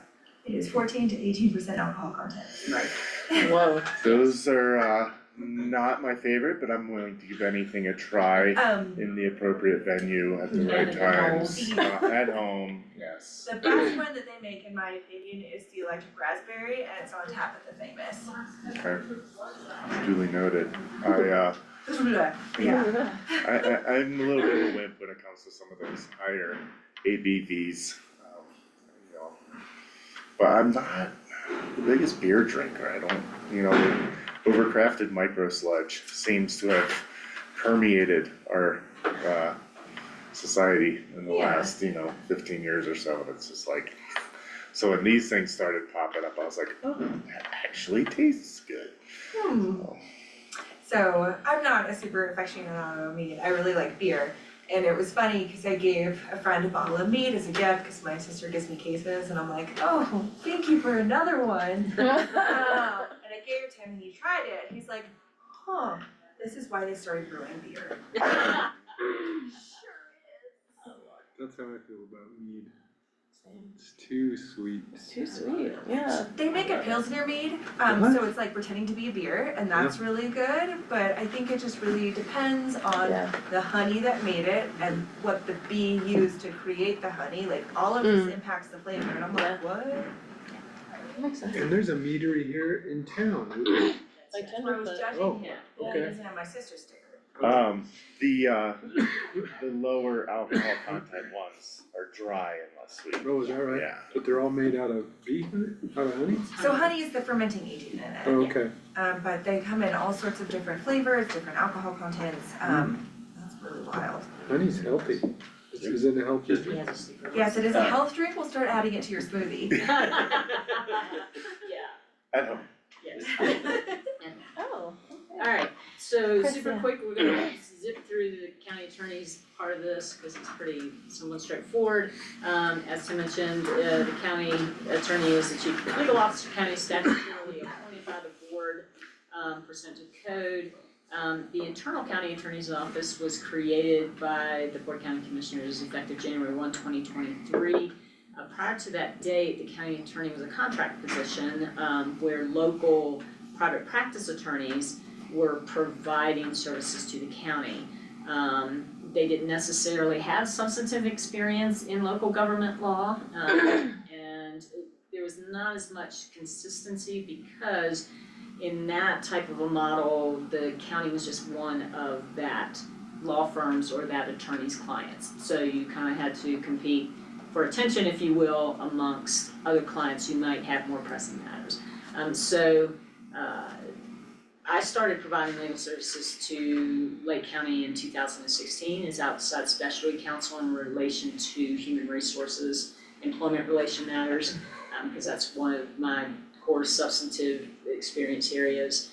And as the then county attorney left the community, transitioned to live somewhere else, I was asked if I would step into the role, which I did for at least 2 years or so. I'm doing that, and it became clear that the cost for outside counsel tends to be much higher than if you have internal resources, so I recommended that the BOCC create the internal employed county attorney position, with the thought at the time that the volume of work that was coming through was sufficient to sustain that a full-time position, that it needed more than essentially part-time attention from a contract attorney. And so, after the first year of pretty much working 24/7, because I learned quickly that not everything was being sent to me as the outside contract attorney because of the impression, I guess, that, oh no, don't send it to Chris because you have to pay for the time to do it. And so, that was when the volume of work was determined to be more than one person can humanly handle. And so, the BOCC approved the addition of a deputy county attorney, and that position was filled in March 2024. Originally, the structure was changed because I had two very qualified attorneys apply for it, and it was changed to where there were three of us at 3/4 time. So you had three attorneys with a combined experience of over 80 years as lawyers providing services. One of them was from Eagle County, and it did not work out in terms of her family situation and that type of thing. So that's when we went back to having the two positions. Both Melissa Decker and I are full-time employees for the county. And essentially, we report directly to the BOCC as one of only two executive positions. The county attorney provides general legal advice and counsel to the board, elected officials and county departments, and oversees all general civil matters for Lake County, including land use, employment issues, property tax, election issues, and contracts, as well as management of outside special legal counsel and litigation. Because there are still certain areas that I've mentioned before, especially in terms of environmental and water law, that are incredibly complex and require a high level of specialized knowledge, neither of which Melissa and I have at the level that the county needs for those legal services. So when other outside special counsel, we've mentioned too that Human Services has Allison Casillas, who specializes in handling matters related to their efforts. We also have, in some instances, outside counsel for land use matters that either predate having the county attorney or where there's the potential for a conflict of interest for me being involved in it, because prior to becoming an employee of the county, I was practicing here in the community and therefore did provide legal services to certain other developers and builders and that type of thing. So they're on kind of standby, but for 99.9% of the time, that work is done in-house now. In terms of, when you look at the org chart, you see, you have me and then you have Tim, and then under Tim you have all of these different areas that he and Lauren are responsible for. We essentially provide legal services for all of those different areas. So it is pretty much like having an in-house law firm available for you to handle all of the different legal services that the county needs. And one of the things about that is that, local government law is statutorily driven in most instances, so it's not stagnant. It does change a lot. And then, I work a lot with Zoe because employment law changes almost every day, every hour. It feels like, it is something that's an area of law that's constantly changing. So having those resources in-house allows the county to ensure that there is a consistent level of expertise available to the county when these issues come up. And that helps to reduce the cost of those legal services as well as to improve the efficiency overall in terms of the work that we do. By law, the county attorney is prohibited from giving legal advice to members of the general public and non-governmental entities. Sometimes it'll be difficult. We've had situations where we'll have an outside community partner who is providing services or wants to provide services to the county, and questions will come up in relation to either their structure or how those services can be provided and stuff. And there may be the expectation, well, the county attorney will just handle that. No, I cannot give legal advice to our outside partners and such like that. They need to have their own legal advice. So a lot of times if it's document driven agreement or something, we will draft the document, but we will not provide them legal advice as to the terms of those agreements because we represent y'all. We don't represent the other side of that agreement. We're rarely directly involved with community groups, even though, as just mentioned, we are the ones that prepare necessary documents for such engagements. That includes, IGAs with the city and special districts, as well as, services agreements and so forth, and MOUs with the other nonprofit community partners that serve the community together. Our current primary projects, our day-to-day is pretty full, but in terms of larger scope projects that we've been working on, number one, we've worked very hard with Liz and Sandra in terms of refining the contract administration process, which we talked about the other day. Managing the litigation involving construction of the Southern Fire Station. I will be happy to provide y'all with a deep dive on that if you're interested in it. It has been a piece of litigation that has just continued ad nauseum for no good reason, but in a situation that we're unable to control that because the party on the other side refuses to essentially resolve the matter with us in a more productive way. So that case is currently set for trial in April, and we hope and believe that at least by then it'll be resolved. You trying to claw back some money? We've already clawed back some money. There were, and this comes down to the application revolves around engagement of a contractor to build the Southern Fire Station. RFP process was initiated for that. There were certain bids presented. The top two bids, according to the group at the time, and I wasn't involved at all in the contracting or the bidding on that project, that was before my time. The top two recommended bidders, one had done public projects in various places of Colorado, including here in Leadville, Lake County, as well as surrounding mountain communities, and the other was a home builder. But he was well known to some of the people leading that committee, and the recommendation was to engage them. Unfortunately, they did not have the expertise needed. And so we encountered some major issues with the product that they were constructing and were compelled to terminate the contract for part of that reason. So we then engaged the second choice, one that had been building public projects, and they were the ones that finished the construction of that. But we essentially terminated the contract and started to recover funds that they had been paid improperly under the contract, the first contractor. And then they countersued us, alleging that we failed to pay them for work they did, but the work was defective. They had presented both performance and payment bonds as part of their engagement with the county. We were able to submit a claim under the performance bond to recover certain amounts for defective work they did, primarily concrete related work, structural work. And then the payment bond was able to be used by some of the subcontractors they had not paid to get relief for that.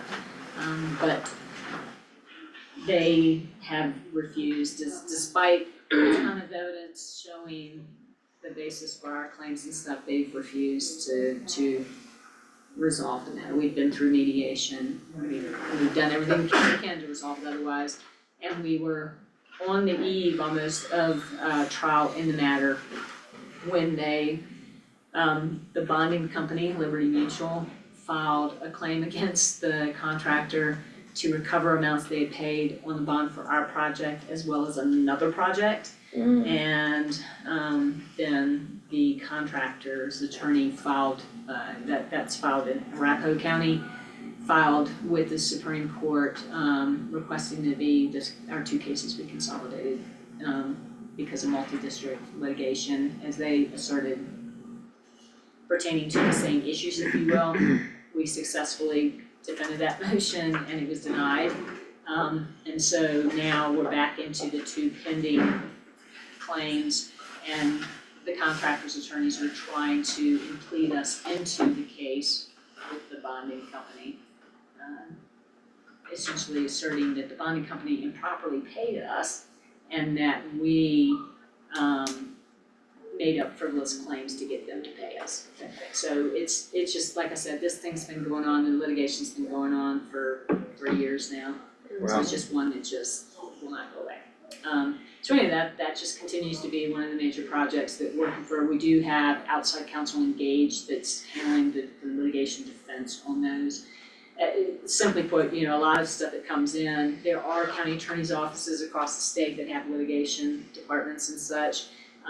But it's very difficult to do mostly what we do, which is transactional work, and giving general advice and counsel to everybody in the county, and to also engage in litigation. So most often when there is litigation, either outside counsel is hired through insurance defense counsel if it's a claim against the county, or in this instance with the defective construction stuff, that we engage outside counsel to handle that, who has expertise in construction defect and issues like that. So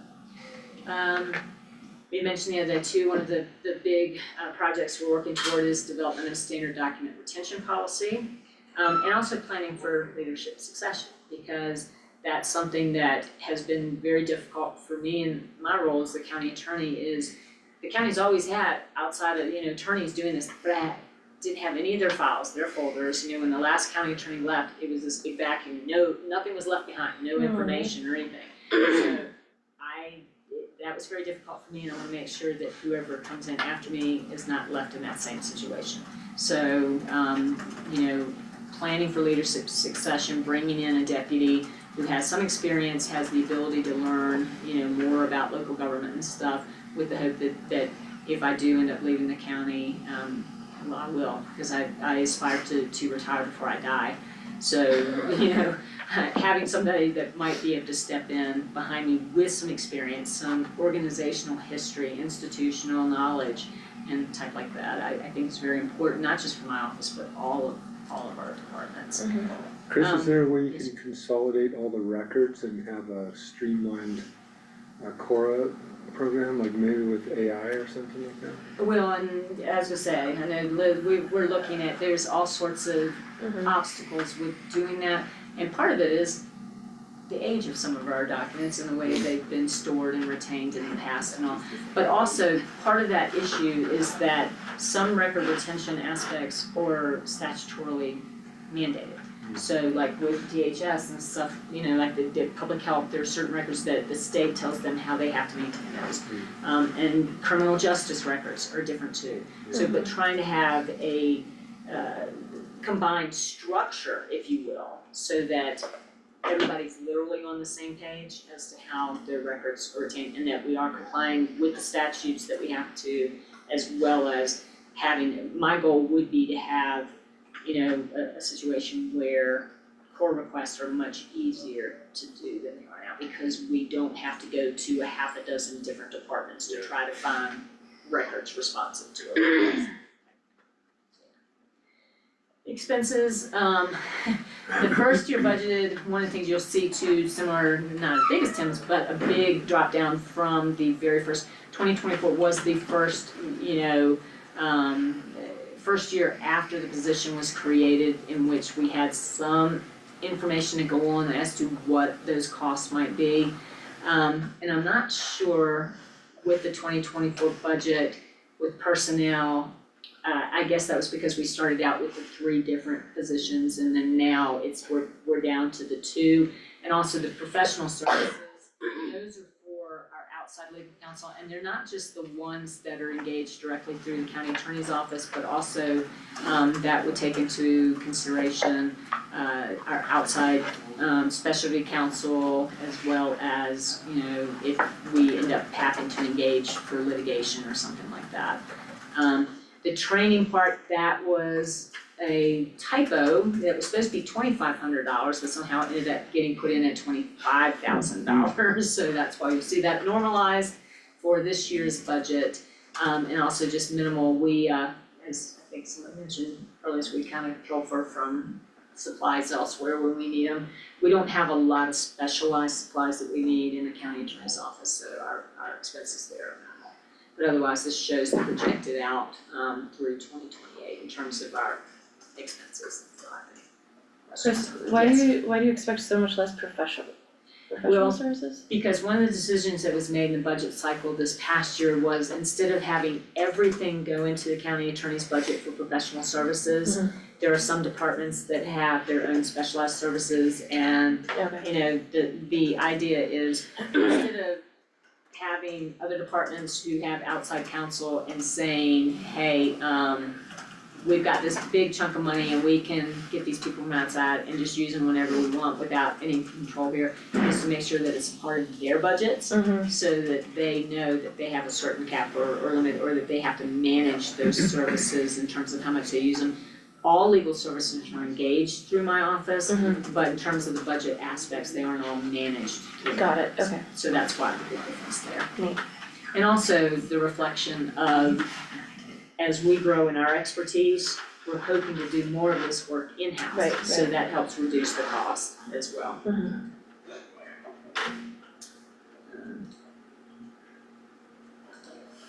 Short-term goals, like I said, the focusing on refined development of the process for legal services, contract administration, working with other colleagues that make process intersect with the county attorney's office more efficient and effective by streamlining, clarifying, and simplifying them. So they're you know, it's for situational awareness, it's good for us to have an idea of how our work intersects with the different departments and such too. And also because of the experience we have, if you know, departments are embarking on major projects or something perhaps they've never done before, it's probably good to engage with the county attorney's office for us to be able to anticipate what the contractual, you know, what the contract needs will be. Housing's a huge one. Housing has been, you know, we spend a lot of time with the housing projects and stuff because there are so many contractual aspects with that, as well as statutory and parameters, how things are being set up. But also in terms of working with Tim and finance and other departments to kind of review and refine our policies and procedures to make sure that they are, number one, reflective of what we actually do or want to do, and number two, that they are as efficient both in time and money as possible.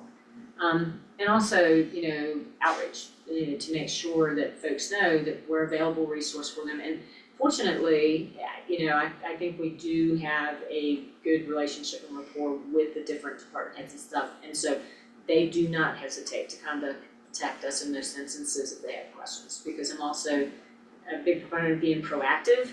I much prefer having somebody come and say, we need this, how can we help you do that? Versus, I did this and here's the big pile of poo, will you clean it up for me? So try to be more proactive and make sure that they know we're a resource, reach out to us, and that's what we're there for. Long-term goals, continue to capture organizational history and enhance centralized knowledge management systems to better organize agreements, records, ordinance, and resolutions.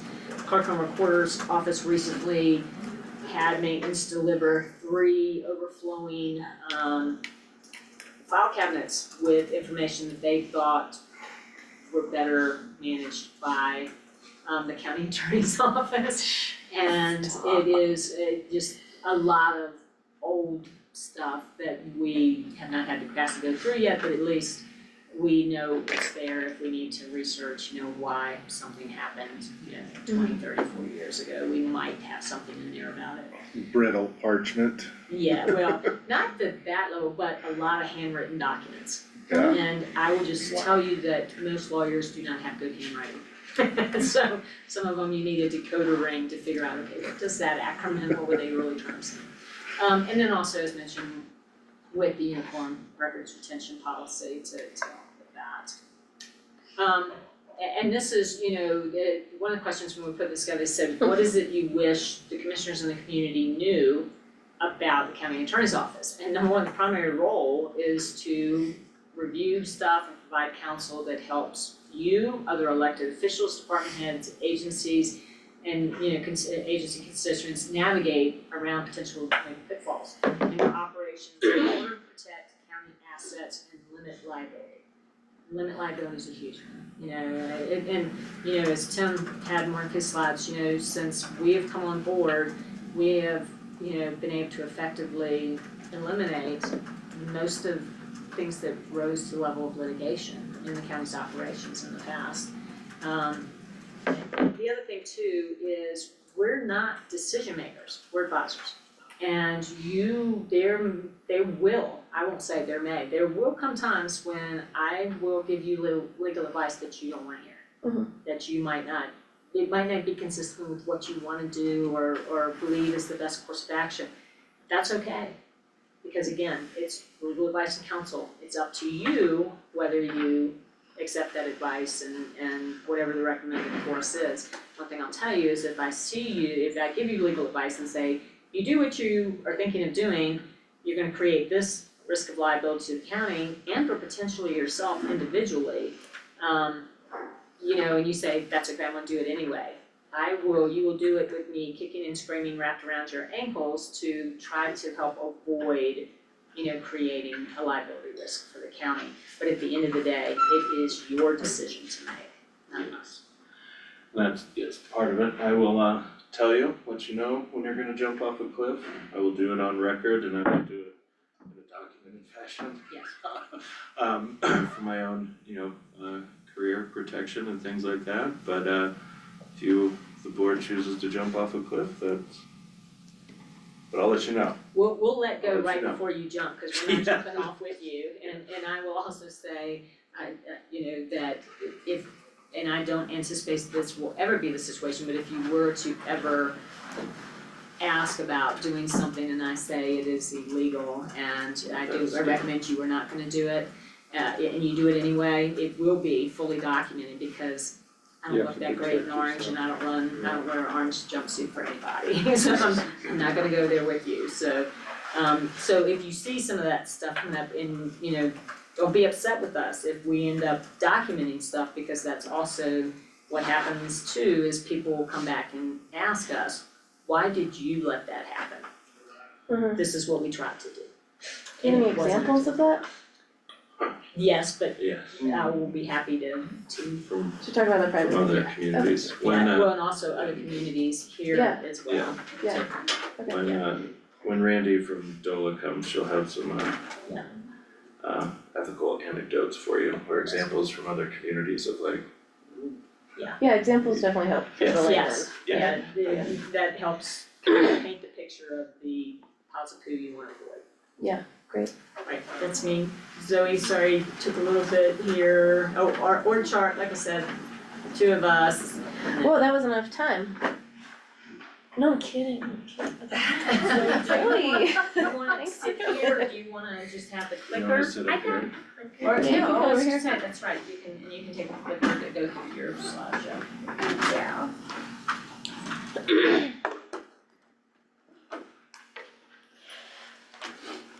Hi, everyone. Great to see Hey, you Zoe. again.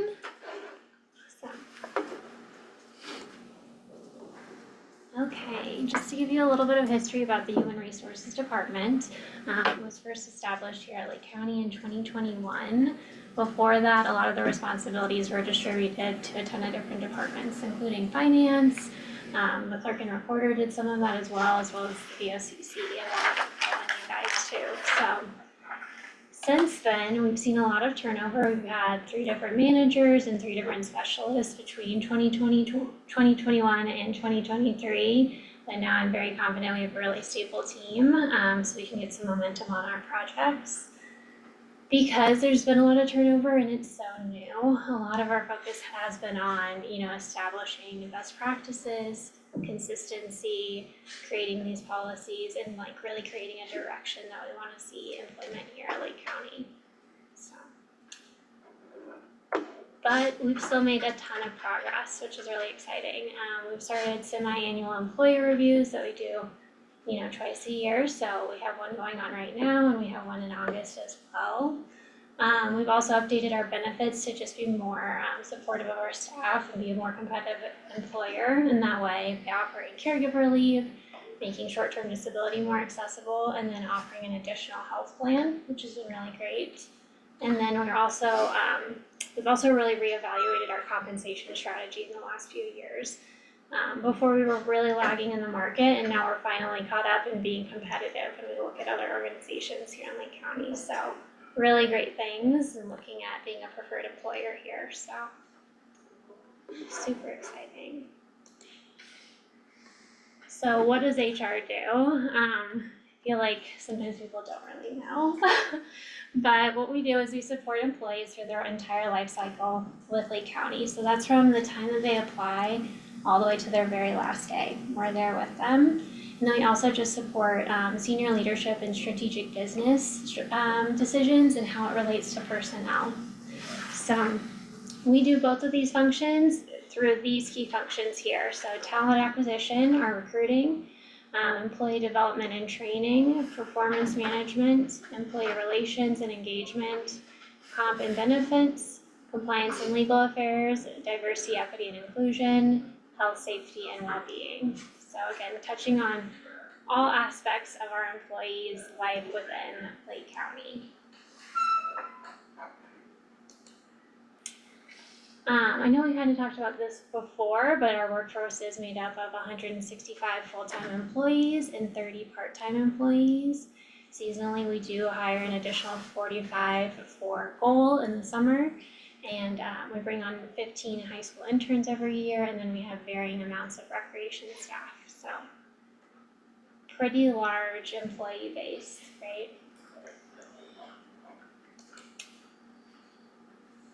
Taking a look at our budget, last year we were at just under 730,000 budgeted. We were able to cut that by almost 100,000 this year, and we were able to do that in a couple of areas. Our other expenses, our personnel, and also our training. Our other expenses is made up of our intern wages and taxes, as well as bonuses and employee engagement activities, like we do an employee party every year, so that's also in this. And then any kind of ADA requests or requirements that we are looking to fulfill will be paid through this fund. Our personnel looks very high, but this is gonna include myself, an HR manager, and an HR admin, as well as merit increases. So when employees go through their review process in August. They also receive a merit increase based on that review, and that's actually coming out of my budget and personnel. We do that for a couple of reasons. It just gets me more involved in that process. I'm reviewing everyone's reviews, making sure it's in line with that increase that they're seeing. And then also, you know, we are then controlling that budget instead of it falling on the department and them saying, I'm not gonna have enough personnel budget to do merit increases. We don't want that to be something that prevents department managers from giving someone an increase, right? We want everyone to have that ability, so to earn that. Our professional services, this is like background checks, our talent acquisition platform, different things like that, just kind of day-to-day professional services that we use. For supplies, a lot of this is actually onboarding supplies, so like the lanyards, our key cards, different things that we get for new hires to get them started. We don't have a lot of our own personal supplies coming out of that. And then for training, that's gonna be our DE&I training. We're also doing a manager training this year. We're looking to offer a Spanish course as well, like an intro to Spanish for employees to take to better engage with the community, and different things like that. So we have a ton of different training options that fall into this bucket.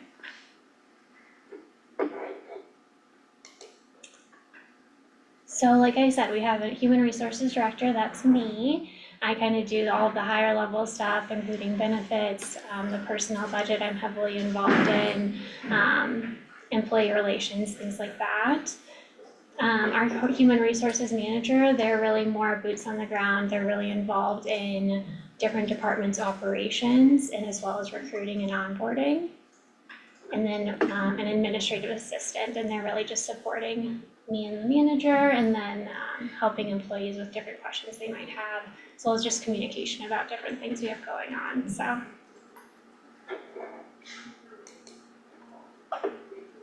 So looking forward into 2025, we will be beginning manager and supervisor training for all of our people managers in March. Last year we had a really big hiring push. We were able to recruit and fill a lot of our vacant positions. And this year we really want to give people the tools to succeed and manage their new teams, right? So I'm very, very excited about the manager and supervisor training. I think it's going to give people, like I said, those tools and just a baseline knowledge for how to run a successful team. We're going to continue our diversity, equity, and inclusion training. We started that last year. This year it is a focus on community interactions, and how we're interacting with different community members from a DE&I standpoint. DE&I is really, really important. It helps with harassment prevention. It also really helps with retention and recruiting, showing that we really care about this, right? And then it also helps with our community interactions, and it gets community buy-in, showing that we care about all different groups. And I also want to say, like, DE&I isn't just race, it's also religion, political views, you know, there's a whole bunch of different things that are caught in DE&I too. And then we also want to integrate additional safety and injury prevention training through CTSI. As you guys know, that's all free training, so we just want to make sure that we're taking advantage of that. For benefits, we are looking to go to market this year, hopefully to save the county and our employees money. And we also want to improve our group life insurance, continue to improve our disability insurance, and then just reducing employee premiums overall. We work closely with Chris on updating our employee handbook. So we're going to continue to evaluate that, make sure that that's in line with the emergency response expectations. And then also just want to limit county liability, so we work really closely on looking at that. Could you just briefly elaborate on how emergency response expectations correlates to employee handbooks? Yeah, so with emergency response, there's different expectations around overtime and also stepping into roles that they may not typically do on a daily basis. So, you know, when the fire was happening, Claire could call on me to come in and help in a different capacity than what I normally do. Oh. So making sure our employee handbook supports that and says, hey, you could be pulled in to a different role, you may be working overtime, you know what I mean? Like, this is Yeah. something we can ask of you, so Thank making sure that lines up there. And then we also really want to evaluate how we're engaging and recognizing our employees. Right now, we do a monthly newsletter that we want to continue to develop to highlight different things going on in the county and what people are doing. And we also do an annual employee party where we recognize employees of the year or managers of the year. So just seeing, you know, is this how our staff wants to be recognized? Maybe there's a different way we can do that, you know? So those are our goals for 2025. And then I really just wanted to leave you guys with kind of the why behind what Kareen and I care about with HR and with Lake County. I think one of the coolest things about working here is that everyone is so passionate about the community that they serve and the different roles that they play in that. So I just wanted to share, you know, why we care and what really drives us here at work too. So. Do you guys have any questions? No, that's really informative. Thank Kind of you. an overview of everything, Yeah. so. Okay, how, is your DEI training contracted, or is that done in-house? It's contracted. Cool, who do you all use? So we use Diversity Waymakers, Mhm. and that is who we used last year, and they kind of set the tone for continued learning this year, so, yeah. And then how do you all determine accessibility needs? Like, where is that filter? Is it done with individual departments, or does it go through HR? I'm really involved in that process, so any ADA accommodation request is an interactive process where we look at different avenues that could help the employee based on their needs. It is started from the employee. The employee will come to us and say, hey, this is my accommodation request, or these are my limitations. And then from there, we go through different avenues. We are bringing CTSI in to take a look at some ergonomical workspace, or how to make different workspaces more ergonomical, so looking at that, or sometimes their provider will be involved in just different recommendations, so it really depends. And where does it happen in the onboarding process? Is it through the interview process, or is it once they're hired? No, you really wanna discourage like getting into those conversations during the interview Totally, process. And managers probably should not be having those conversations without me present in general, just because there are limitations around different positions and what we can accommodate and what we can't accommodate, so it's really, like I said, it's initiated by the employee and kind of dependent on what their needs are, and then we go from there. So when the three of us were onboarded, where the employee would have brought that up? They could bring it up then, or they could get into their role and say, this isn't working, right? Like the way that this setup is, or this part of my job isn't something that I can do with what I have right now, then we start that process, so. Is there ever a time when it comes from the county? Like, why would it only come from the employee as opposed to being proactive? Saying, hey, we wanna meet your accessibility needs. Do you wanna let us know about any of those now? Yeah, I mean, I think it's always open, like, I don't think that it's not, if a manager were to recognize that somebody needs an accommodation, then we could definitely go down that road. I'm only asking, this is why I'm asking, Yeah. because accessibility is like a very new idea. And there might be plenty of employees who don't even understand that what accessibility means. Yeah. And they also might not understand that they're like worthy or entitled to have that need.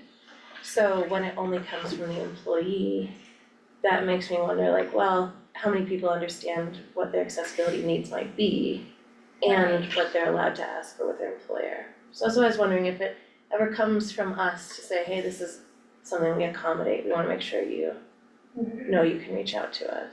Yeah, I mean, it's not a perfect process anywhere you go, Sure, right? yeah. It's spelled out in our handbook, and I think Chris can probably talk on this as well, is that I personally, as the HR or director, do not want managers engaging in these conversations. Right, yeah. So I think it's very sensitive in how we're approaching it.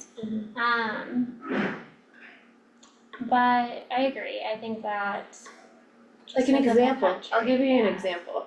When I have a new friend coming over that I haven't spent time with, even if I don't know if they have accessibility needs, I say, do you have any accessibility needs when you come to my house? Whether it's like, smell, lighting, whatever. Yeah. And I just was wondering if there was a reason that we're not proactive in the onboarding process to just start that conversation. Yeah. It's okay if you don't have an answer, I was just curious. Cool, thanks Zoe. Yeah. Chris, do you wanna say something? The only thing I would say about that too is, you have to be very careful with some of these sensitive areas, and especially the accessibility issues. Because it's not only based on a desire to make sure people have the tools and resources they need to perform their jobs, but also not to raise the potential inference that someone is being treated differently because of their need for certain resources. Yeah. And so, I always joke that, your employees are your greatest asset and your greatest liability. Yeah. And so that's why it is somewhat of a dance as you go through some of these sensitive areas and stuff. But as soon as anybody mentions, like say, well, I could really use such and such or whatever, to make it easier for me to do my job, and Zoe's gonna be right on that and say, okay, we will, because you have to treat that, they aren't gonna know the buzzwords of reasonable accommodation or Right. what the threshold is for doing certain things, but Zoe does. Yeah. And so that triggers additional conversation with that individual based on some of the input that they gave as well. So it's like an employer protection that we don't bring it up? Well, I wouldn't say protection, it's more of wanting to make sure everybody is treated, consistently. Yeah. And so, but it's for the employee to request an accommodation. It's not our obligation to presume that they need one. It is for them to ask for something. And so that's just part of it, because a lot of the discrimination cases that I've defended in the past arise from situations where somebody comes in and it is given, what do you need, do you have, or it's presumed, they're talking with their boss or something and say they're having trouble sleeping or this, that, and the other. And so then the boss steps into it to explore that further when they really should have put HR on notice of, hey, this might be an issue or whatever. And what it ends up bleeding into is a situation where if for some reason that employee starts to have performance-related issues that aren't related to their accommodation, that often results in, if you need to take corrective action, and saying you're treating me differently because of my disability or the need for this accommodation or this, that, and the other. So it's a sensitive dance, and it's not a one-size-fits-all scenario, is the thing. It has to really be based on that individual and the communications you are having with that individual. That's why it's better to have someone with the expertise that Zoe has as the human resources director to navigate that versus having your other, leadership team.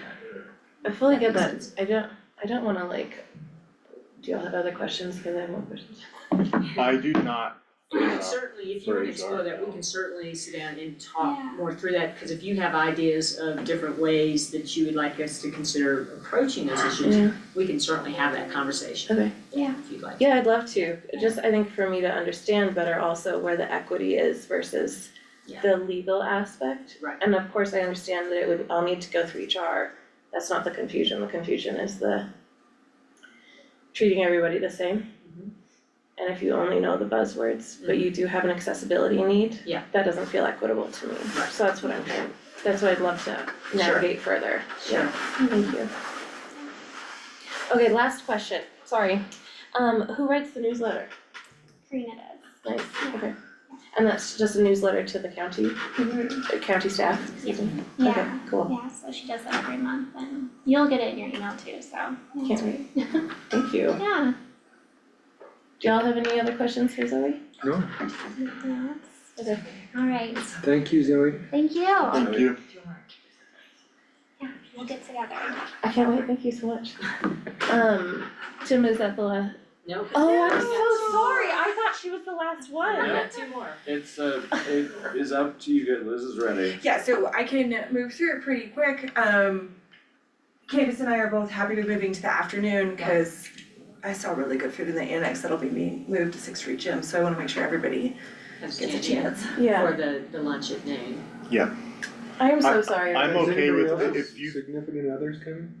No, It's just for employees? My family's That's totally fine. fine. Yeah. I meant mine isn't coming, you Oh, said. okay. Babe, go for it. Word. Yeah, we're ready for you. Yeah. Alright, so I am Liz Miller, I'm the County Operations Director. When folks ask me what County Ops is, I say stuff, things, and other duties as assigned. Through the lens of technology and communication. And I think that you may have already seen, or you will see, that operations really has a hand in a lot of the pieces and parts that make this county run really well. So, we are a relatively new department, however, it's activities that we had been engaging in over a long period of time. We just came to a moment this summer where we saw these really overlapping connections of responsibilities. We had some folks leave positions, and so in a move of organizational effectiveness, we brought it together in one house. I think that the website is a really good example of this overlap of IT communications, both internally and externally. So for IT on the website, we're doing the technical parts, making everything work, the IP addresses, the connections. And then on the communications, both internally and externally, that's building the content and curating it, making sure the agendas go up, building the content to get all the information and ideas we need out to the people of Lake County so that they have access to everything that's going on here. As a relatively new department, I think it's really important to celebrate some of our milestones. We just recruited a second IT specialist. This is huge. We had a really hard time recruiting that position. He's incredibly bright, very excited about what he has to offer and what we can build off of that. Secondly, Sammy, our communications manager, she recently did her PIO certificate, or Public Information Officer. It's just something that we critically need. When you're having a bad day, you don't want someone figuring out how to talk about that. You want someone that knows. So in this small time, I think we've really made some great strides. It makes a really good base to build off of, and I'm very excited for how this department is going to develop. So like I said, ops kind of has these three areas that I see overlap in this Venn diagram. It's IT and then marketing and administration. Administration is where Sandra really fills in as an executive admin role. And looking at the people that we serve, each and every person who interacts with Lake County. So all the staff, we make sure that they have the tools that they need to be successful. They have the connections they need to make those tools work. And then all of the different various platforms that we manage, as well as getting additional information through other avenues like newspaper out to all of the people. So when I think about the ops department, equitable access, fiscal responsibility, and strengthening community relationships are really the three tenets that I'm focusing on. This is going to be echoed in our goals, but this is really, really important to me and important to the work that the department is doing. So when I think about equitable access, I want to make sure every person in Lake County that wants to engage with our county government can. And so the two pathways that we're working on that is Web Content Accessibility Guidelines, or you're going to hear me say WCAG a lot. But this was mandated by the state that all of our digital content needs to be accessible to all users. And I think this is just a philosophy, right? We're not doing extra work, we're just making sure that everyone can engage. And so it really hasn't been a huge culture shift, but I think it has been kind of a mindset shift of how we build things. We're gonna do some continual training with WCAG throughout the year. We are compliant with 2.0. I wanna go ahead and move forward so that we're compliant with 2.3 way before we get there. So we're gonna do some training at the end of February, and that's gonna include how do you construct a Word document so screen readers and other accessibility tools can navigate it flawlessly, as well as what we need to do with PDFs, as well as with images. These 3 areas were selected because when we did an audit of our website for WCAG, these were the 3 things that showed up. So we're gonna go ahead and take care of that. Language access is another piece. I know that you've heard that a couple times, but we live in a multilingual community. And then, as I think we're all learning, government is its own language in itself. So when you're trying to navigate that language in a language that you're not comfortable navigating, it becomes increasingly complex and becomes a barrier. So, CME and Communications, as well as myself, have partnered with Human Services, as well as with Lauren, to really figure out how we can get translation and interpretation built out in-house for us to use, that's both timely and responsive, and also using relevant Spanish language versus Spanish, which is very different. In IT, it's always gonna be expensive. It's a cost center, it's always changing, and there's a very specific life cycle to that technology. But how we can respond to that is being very responsive with the accounts that we manage and also with the technology that we deploy to all of our users. So that is a really big focus. We are actively working on auditing accounts right now, reducing emails and making sure the licensing is correct. And then paired with that, Tim mentioned yesterday, we really need, just like an asset management plan for facilities, we need it for technology as well, so that we are planning and we are not replacing 30 computers in 1 week.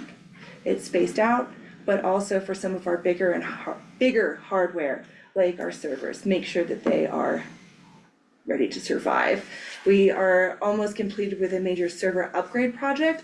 We were running Windows 2012 on those, which is a legacy software, no longer supported. That is the correct response with your eyes. And we just upgraded to the 2023 software, so we should be good to go for a while, but that was unexpected, and that, it shouldn't be. And then finally, we really are making great steps in strengthening our community engagement and relationships.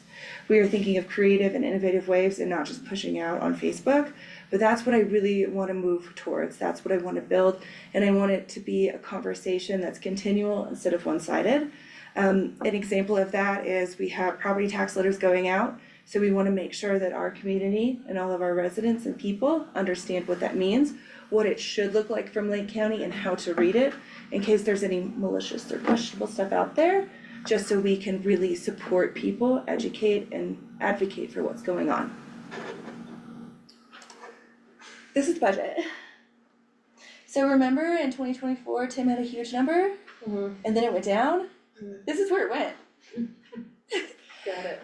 So, personnel, this is where a big jump in is. So, and by the way, when Ops was born in 2024, this was the IT budget. So this is kind of your baseline to know, but that was 2 FTE, now we've moved to 5 FTE.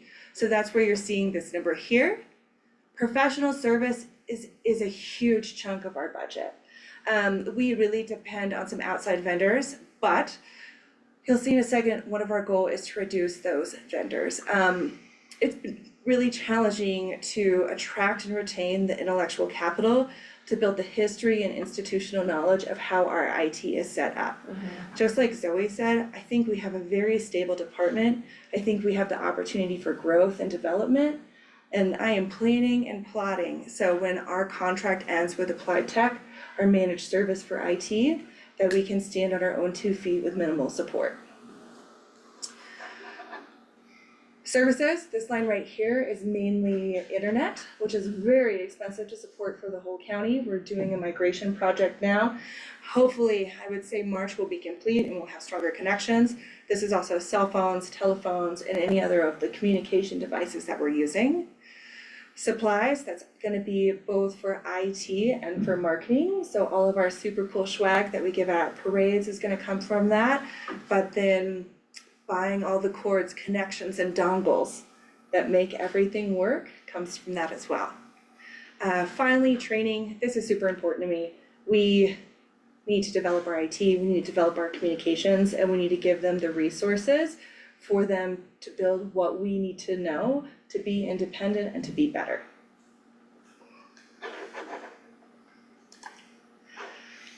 So this is echoing some of those other themes, but I really wanna audit all of our accounts. We're doing that with Microsoft right now. So for kind of that administrative and organizational effectiveness, building out an annual calendar, so we know all of our timelines and dates. You've seen that with the budget a little bit. My secret one that I'm developing has about 80 milestones on it, and I need to do a couple more. But I really wanna get that tightened up, so all of us at the county know what's gonna happen next and can prepare.